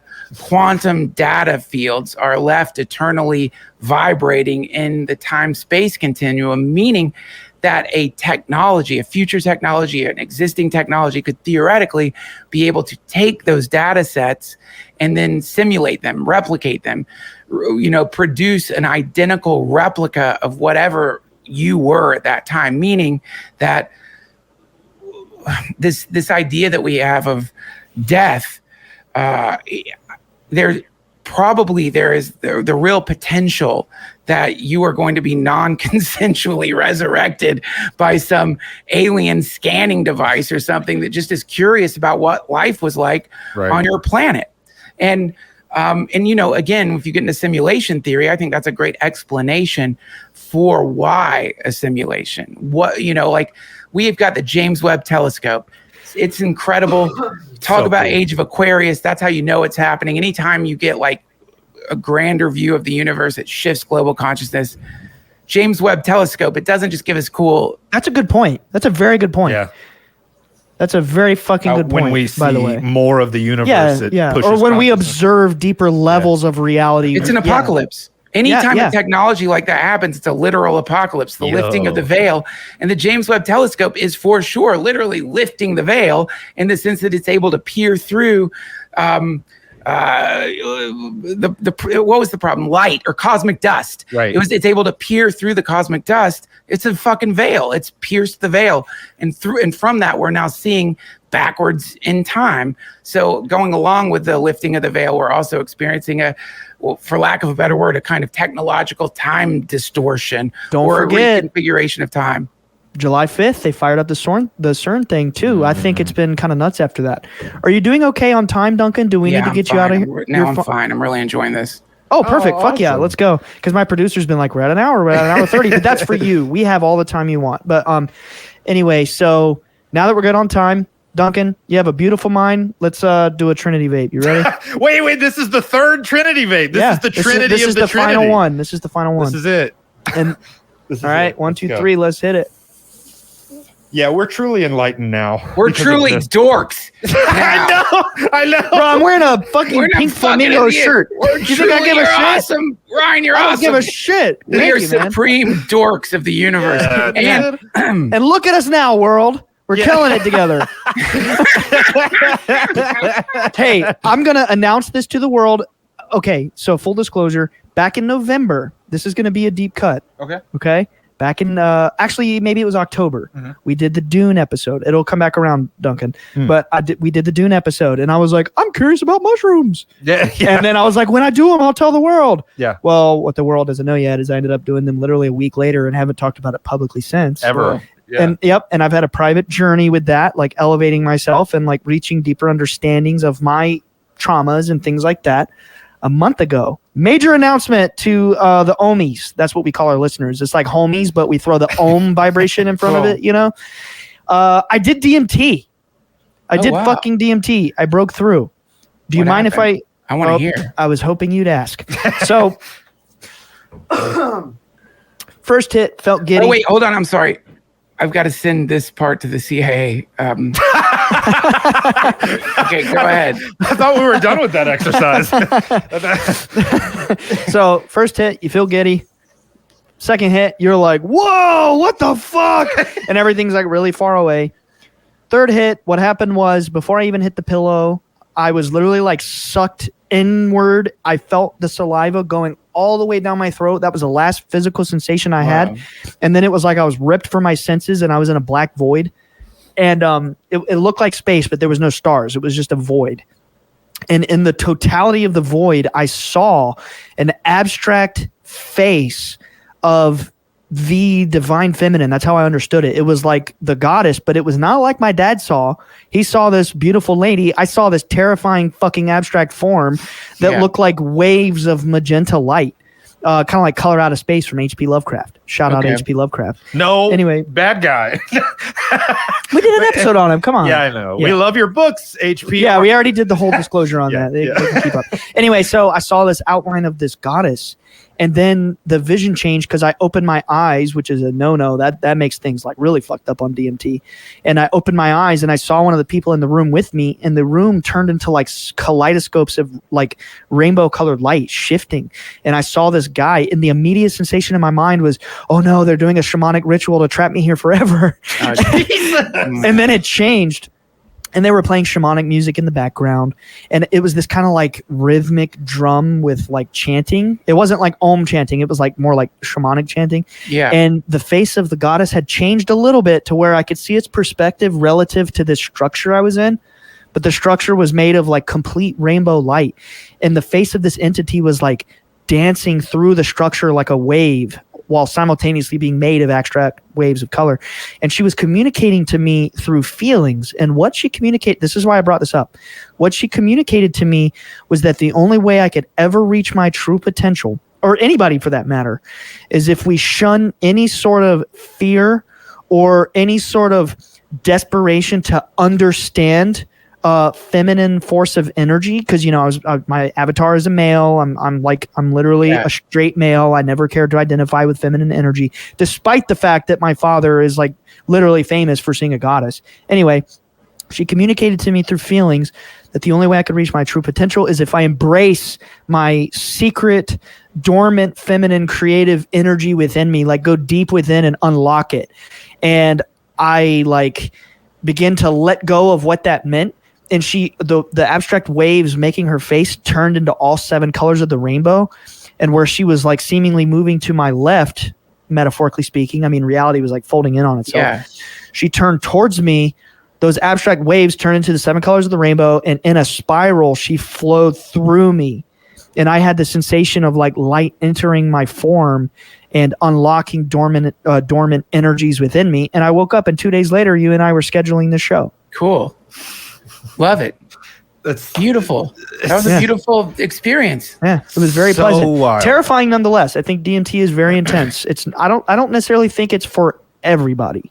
Yeah, for sure. I like that you think you have to say that. I don't think it's for everybody. Yeah, for sure. You know, I don't think the most powerful hallucinogenic on the planet is for everybody. Yeah, that's some like hard stopping mystical shit right there. Yeah. That's The magenta female form, at least from what I've seen, like it seems like it pops up a lot in DMT. I've seen stories on YouTube, and we have mutual friends who have claimed that they see this magenta woman entity, and and like it's pretty wild that people all over the planet are describing this same entity. There's this one YouTube video I always reference. I don't know if you've seen it, but it's I actually believe it's another comedian, and he tells this story about like doing DMT with his buddy, and he had done DMT a few times before this, and he kept meeting this magenta woman, and they kind of like struck up a relationship, like a familiarity.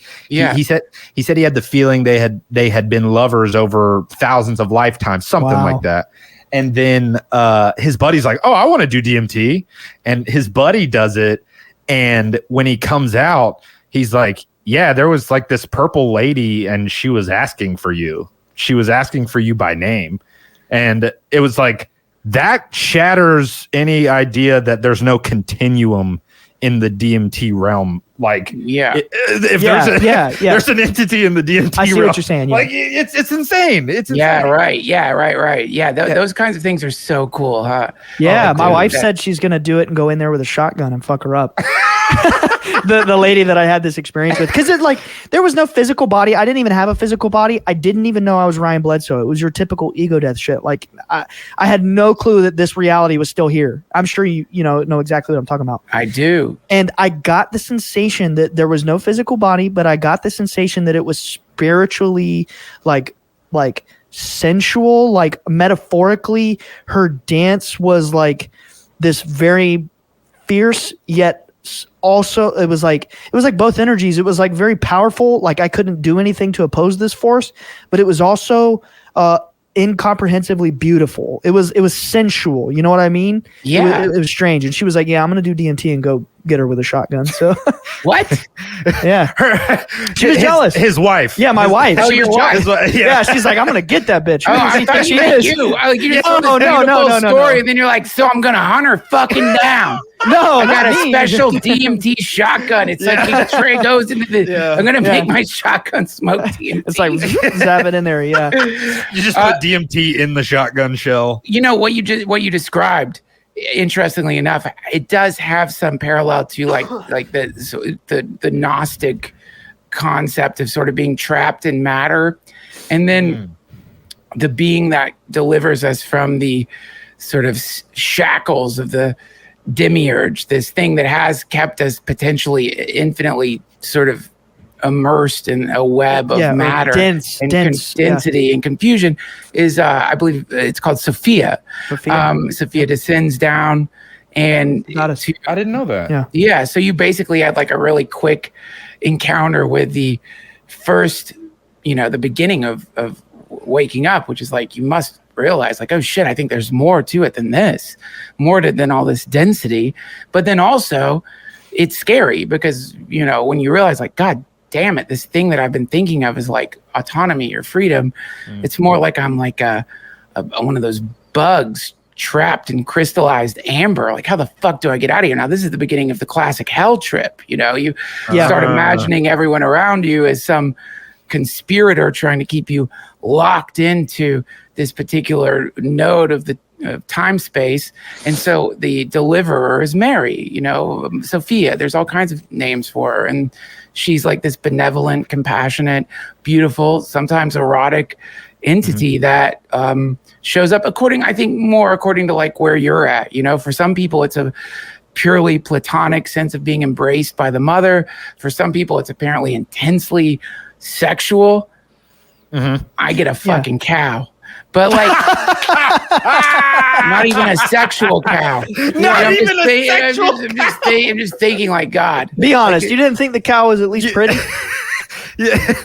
I thought the lantern was beautiful, but I didn't want to fuck it or anything. You were hoping for a more sexual cow. It's okay you know, a classic psychedelic sexual cow that I've heard about. But it's interesting that I think the sort of repetition of visions that come from various psychedelics is incredibly curious, and also I think is something that is being studied more seriously now. I've seen YouTube lectures of people bringing up the commonality in DMT visions, and using that as a stepping stone into, at the very least, like the potential that our brains are so similar that in the processing of reality, we have these like shared hallucinations. That's a very secularist, materialist thing. I don't think that at all. I mean, I think that the idea of that we don't share a mind, you know what I mean? Is the first. If you want to get impressed with a psychic, then imagine that you and the psychic have separate minds, and then everything they're doing will seem remarkable, But if you share a mind, and you understand that you all share a mind, or I don't know if you've ever had the experience of walking by someone who, like a schizophrenic, is freaking out on the street, and all of a sudden they start saying what you're thinking. I know people who've had that experience. I've heard of experiences like that. They just tune in. They're tuning into like the mind stream of the people around them and like blaring it out. And what's that classic saying? The mystic swims in the same waters that the madman drowns in. It's like, oh, nice. You're dropping some allegories on us. Well, anyway, so again, like the what's really interesting about all of this shared psychic experience, the shared miracle, or all of it, is that it does point to a greater possibility in one's individual experience of life than maybe you think, and that's super important for people to hear, because, someone runs a mile, someone breaks the world record for running the mile. Then the next year, 3 people break that record. You know what I mean? It's like, and the only reason people thought you couldn't break the record is because it hadn't been broken before. Yeah, it's like that morphogenetic resonance field. You upshift everybody. I mean, it's like sharing stories is really important, and no one should be shamed for it. Wow, that awesome, hit my soul. Yeah, your Southern came out there for a minute. That hit my soul. It did. We heard you left us from North Carolina. I did. Asheville. My grandparents live there. It's a beautiful place. But I wanted to say something about what you were just saying. I feel like natural human skepticism, like, makes us think things like, when you have shared experiences on DMT and you see similar stuff, that natural human skepticism is to say, well, yeah, he probably told that guy what he saw, and then his mind just projected that. Sure. But it happens so often where there's no knowledge of what that person might see, or they have no idea. They've never heard a word about it, and they see the same shit. And like you just said, with walking by the guy with schizophrenia and like picking up on thoughts, like Ryan and I have been friends 15 years. Yeah. We literally like, oh my God, we'll say each other's thoughts. It's happened probably 100 times. Yeah. And since we were kids, the skepticism could, lead you to say like, well, you spent so much time around each other, each other's mannerisms, each other's, the way each other thinks. And so, you're able to kind of predict or whatever. What am I, a fucking algorithm? Yeah, Like, man. come on, man. It's not that. It's not that. I can't even do math, bro. Yeah. I don't know if that has anything to do with it, but I can't calculate that shit that fast, you know? Like, come on, man. It's like it's that deep subconscious connection to the place where we all come from. Yeah. It's like even you look at like Einstein, energy can't be created or destroyed, it's only shared. It's like we're all shared from whatever the fuck came before us. We're all little pieces of whatever the fuck that was that came before us. So like, I love what you said about the psychic. Like, imagine if you want it to blow your mind, imagine you had two different brains, because that's what most people truly believe. It's like we all have individual minds, individual souls, whatever. But it's like once you even introduce the thought that maybe we all share a mind, then it's like, oh, fuck, obviously he knows he knows about my life. He knows about he or she or whatever, obviously they know what's going on in my life and can say that because they're tapped in. Do you know the story of Ram Dass meeting his guru, my guru, Neem Karoli Baba? Do you know that story? I've heard you tell it. Okay. But please tell it. For the listeners, it's one of my favorite miracle stories. And at least in the satsang I'm in, like the miracle stories, we love them. But there's a recognition that the miracle stories, that's just like the entryway in. It's like the place where you like are invited in. But then like it's not really all about that. People can get addicted to miracles. They can like get really wrapped up in like if the miracles aren't happening. My whole life. You know what I'm talking about. People start feeling like something's wrong with them because they're not seeing their angel numbers or the synchronicities aren't happening or whatever. And so there's something very sticky about miracles. And the best advice I've been given regarding all the experiences that I've had through meditation comes from my teacher's teacher, Chogyam Trungpa Rinpoche, which is disown it. Meaning, don't like cling to it. It happened. Don't imagine that it didn't happen. It happened. You had this experience, but don't use that experience as a watermark through which you're going to gauge the rest of your human experience, or you end up stuck in the past and it pulls you out of the flow state. So there's my, before I tell this story, I'm just saying like, it's a cool story. I needed to hear that actually, because I'm like, a true blue experiencer who has been clinging on, I've seen thousands of experiences. Yeah. And that was really helpful for me. Disown it. It's not happening now. There is a miracle happening. Yeah, it doesn't define technology me. To have a fucking cool conversation. That's enough of a miracle for now. Hell but yeah. So the story, Ram Dass, one of my teachers, his name was Richard Alpert. He was a Harvard professor who was friends with Tim Leary. They both got booted out of Harvard because they were part of the LSD experiments that your friends at the CIA gifted Western culture with. Acquaintances. Okay, your acquaintances at the CIA. So the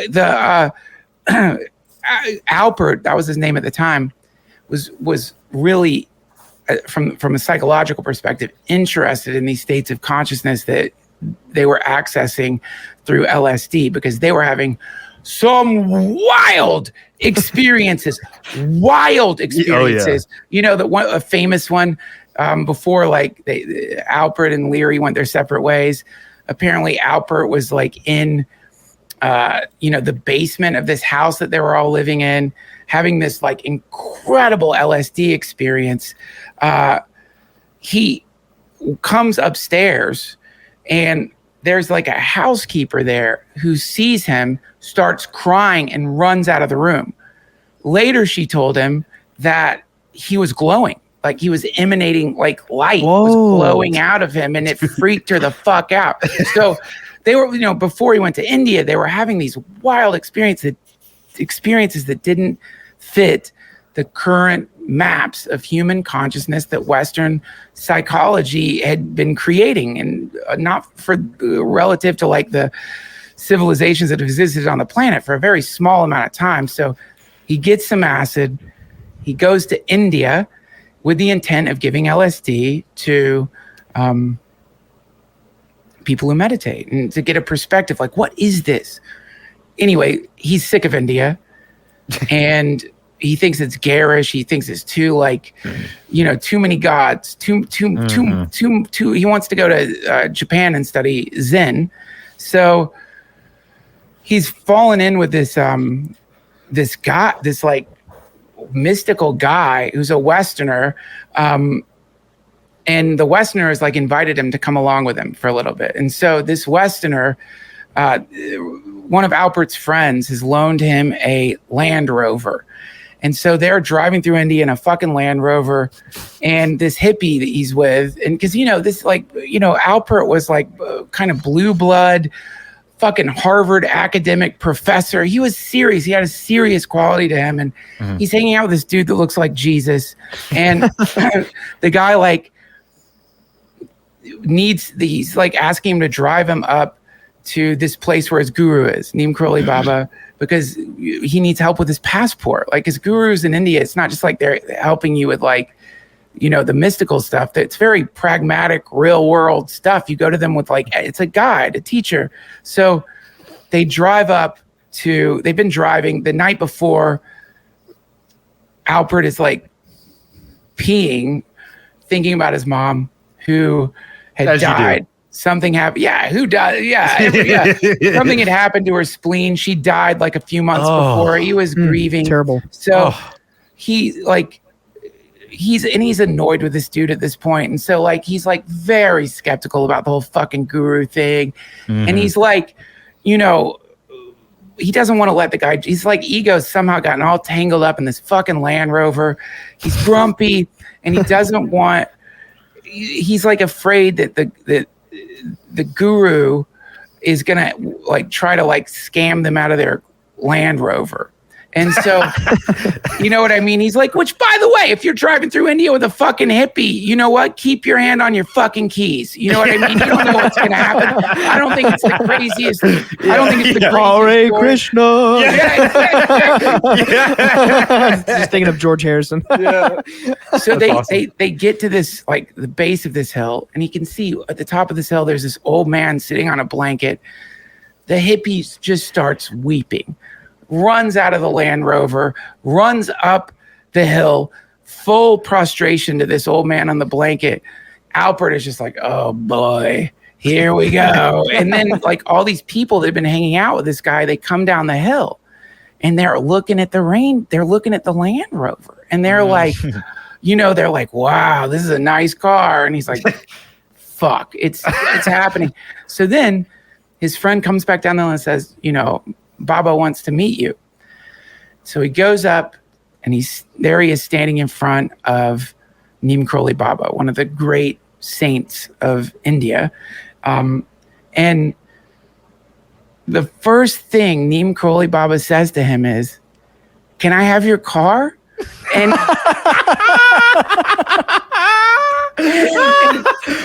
all the people sitting around, they're dying fucking laughing, because like Maharaji, that's what they call it. We call him Maharaji. Maharaji doesn't fucking drive. Yeah. He doesn't want a Land Rover. It's the funniest joke. Yeah. But also that's what the first thing he did is he tuned in exactly to where Alpert, what he was so worried about, where he's stuck, and he did it with love, like a big smile on his face, and then. That's mind-blowing. It's mind-blowing. And then he says to him, last night, you were standing under the stars. It's getting translated. He's like, you were standing under the stars. You were thinking about your mother. Oh. And so then Alpert is like, as he reports it, the first thought in his head is like, is this some kind of CIA shit? Like, what the fuck is this? There's no way. He didn't tell anybody about that. What the fuck is this? I mean, maybe you could roll the dice and people under the stars think about that. But then he like points to where the spleen is. And in broken English, he goes, spleen. Oh, shit. Dude. Yeah. It's so like, now, so at that point, like Alpert, as he describes it, his heart, it's like a physical sensation in the heart chakra, like something breaking open. He just starts just breaks down. He's weeping now, and like, because suddenly, like it's like that's the real, the DMT breakthrough is incredible, but that's the breakthrough where suddenly it's like all the skepticism, all the fucking education, all the force fields keeping you at a nice theoretical safe distance from love shatter. And now you're having to deal with the fact that you are sitting in front of the universe that has decided to show up as this old man in a blanket. And it loves you. That's all it does. It just loves you. It just loves you. You've known it forever.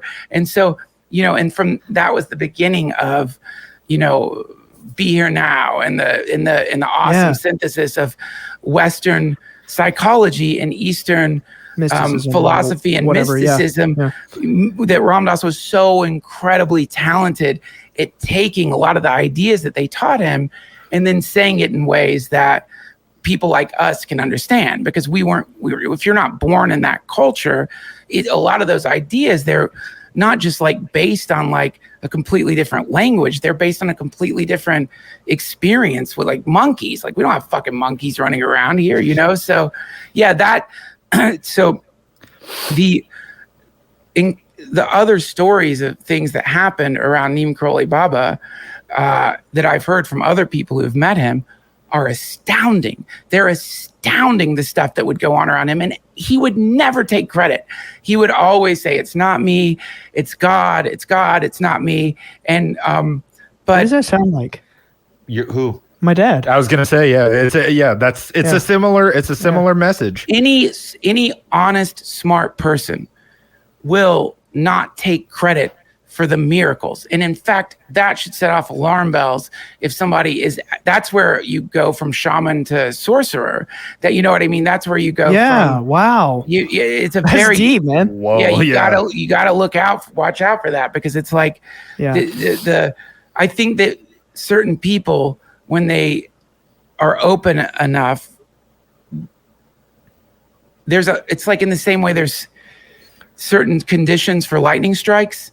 You know what I mean? There's certain conditions for synchronicities, for miracles, for events happening around them, but they will never take credit for it. But that's crazy you say that, Duncan. Well, yeah, and also I wanted to say that I all the time hear musicians say the same thing. Like, I can't take credit for it. It just came through me. It just flowed through me, and my hands just happened to know how to facilitate whatever was happening. It's like a psychic. It's like you're channeling it. Yeah, it's like exactly. It's like a psychic download from the cosmos, from the universe. Yes, or whatever. Like, my favorite like fandom is the Lord of the Rings. And in the Lord of the Rings, the universe was created through music. That's right. It's so cool. Like God, Iluvatar in the lore, he created everything through music. And I feel like you hear about like the muses in Greek mythology and in other mythologies. I think that is just once your physical body knows how to translate that language, that message. All right. Here's our synchronicity of the day. Okay. Uh-oh. I guess what I was just looking at. Oh, no way. On Wikipedia. No way. Oh, yeah. Oh, my God. Get ready. I'm excited. Get ready. I'm ready. Nemesis. In Greek mythology, the goddess of memory, a Titaness, she was the daughter of Uranus and Gaia, and according to Hesiod, the mother of the 9 muses.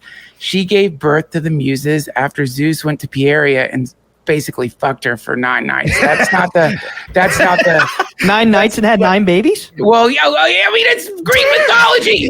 That's metal as fuck. I don't know, maybe who knows how that works, but here's where it gets really interesting, because it kind of does go back to what we were talking about before. So let me find this. Okay, I'm just going to read. This is from the Wikipedia entry. And I will mispronounce literally everything. So I'm Greek and I can't even pronounce it. It's okay. It's impossible. Yeah. In Hesiod's theogony, kings and poets receive their powers of authoritative speech from their possession of Nemesis and their special relationship with the muses. Zeus, in a form of a mortal shepherd, and Nemesis slept together for 9 consecutive nights, thus conceiving the 9 muses. Nemesis also presided over a pool in Hades, counterpart to the river Lethe. According to a series of 4th century BC Greek funerary inscriptions and dactylic hexameter, dead souls drank from Lethe so they would not remember their past lives when reincarnated. In Orphism, the initiated were taught to instead drink from the Nemesis, the river of memory, which would stop the transmigration of the soul. Wow, dude. Can I also just take a moment to say how incredibly ironic it is? I got to keep throwing it back to the meme. You know I'm going to do it. Yeah. Our least viewed episode was titled Orphism. It was a fucking banger. And the great, all-wise, all-powerful Duncan Trussell just brought up Orphism. Yeah, just saying, homies. Go peep the Orphism episode. Yeah, Orphism is such a cool topic, and especially like my favorite. But the coolest god in mythology is Dionysus. I mean, come on. He's just like a drunken bastard. He's basically the Greek Jesus. Yeah, exactly. He's like the Greek Jesus, and he just decided one day, like, oh, okay, I'm gonna just become enlightened and be the new god of gods. And it's so crazy that you just brought that up. Yeah, that's definitely a synchronicity. That's like a double synchronicity. That's insane. Yeah, it's cool. I mean, I've always been interested in that way of talking about reincarnation. You drink from this river, you forget everything before, so you can go into the next incarnation. But there's this possibility, if you don't want to, you can drink from the other pool. And then like red pill, blue pill, like Matrix. What do you want? That's exactly right. What's better? What's better? Exactly. Ignorance is bliss, or do you want to know everything? Madness, Exactly. Yeah. It's a choice you have to make, maybe. It's a choice you might get to make. And also this does appear in Buddhism. Like, apparently there is an opportunity upon when you're in the bardo to not reincarnate, where, when the glowing nucleus of the DMT world invites you in, instead of getting scared and being attached to your other life, you go in. You decide to let go completely. You let go. That's it. You're done. Yeah. But I'm very attached to my family. I will always want to be around my children and my kids, which is why they say this thing that we're in, the cycle that we're in of reincarnation, it is purely consensual. You're deciding to come back here. You're drawn back here. You want to be here. There's a reason you're here. And maybe you need to be here. Not everybody gets to be the goddesses that appear to Bledsoe's dad. Not everybody gets to be the gardeners of your ergodol tree or whatever it's called. Not everybody. Perfect. You know what I mean? Some of us are just kind of like plumbers. Some of us are just here. I had a past life regression that was facilitated through some of my long story, but some of my CIA contacts and some of my 1% friends. And I say friends, I should say acquaintances. Anyway, they were thinking that they were going to discover I had some profound past life. Like, they literally made jokes about, like, maybe my dad's the reincarnation of Moses. Maybe he's Merlin. They make all these jokes. They sit me down. I was a fucking farmer. What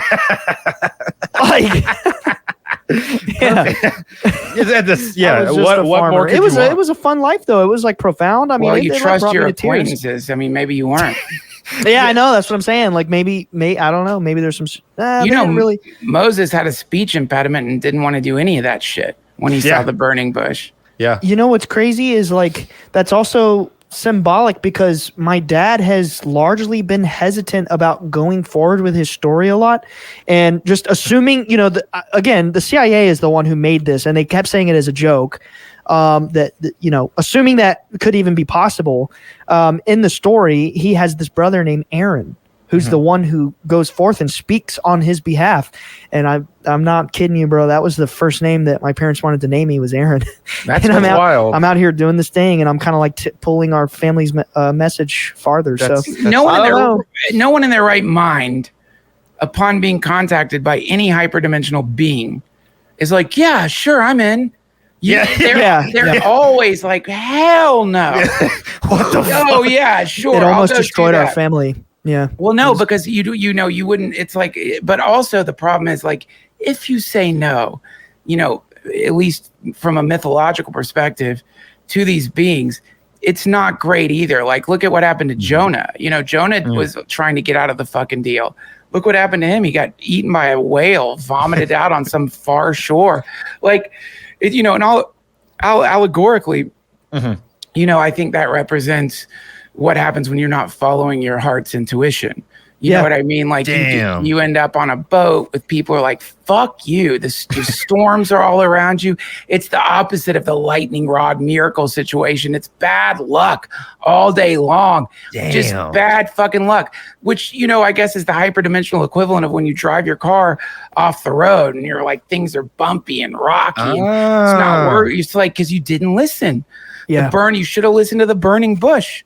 Who knows? Do whatever the fuck it says. Go on the Discovery Channel.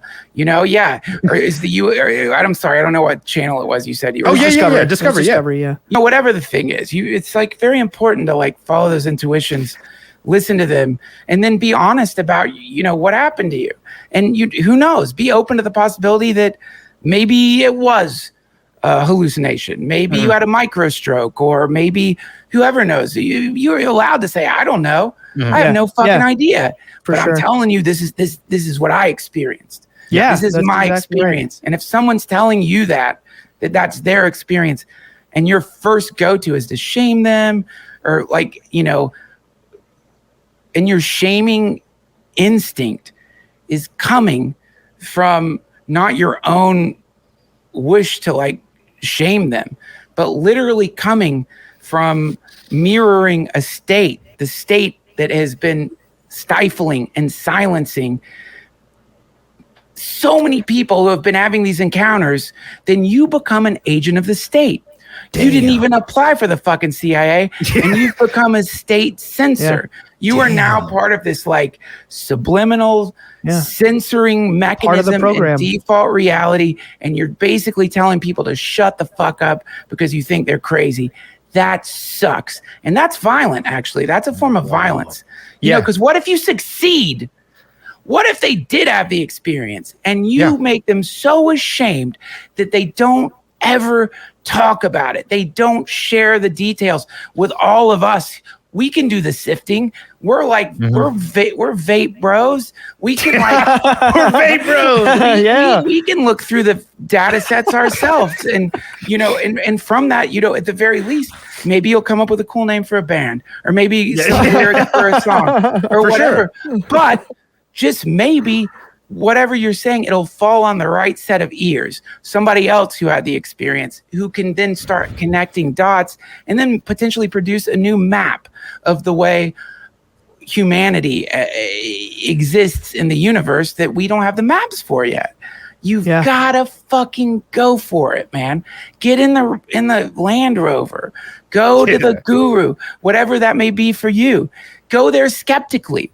Go there with the full power of your fear and skepticism, which is why, by the way, in the Bible, every encounter with an angel, the first thing they say?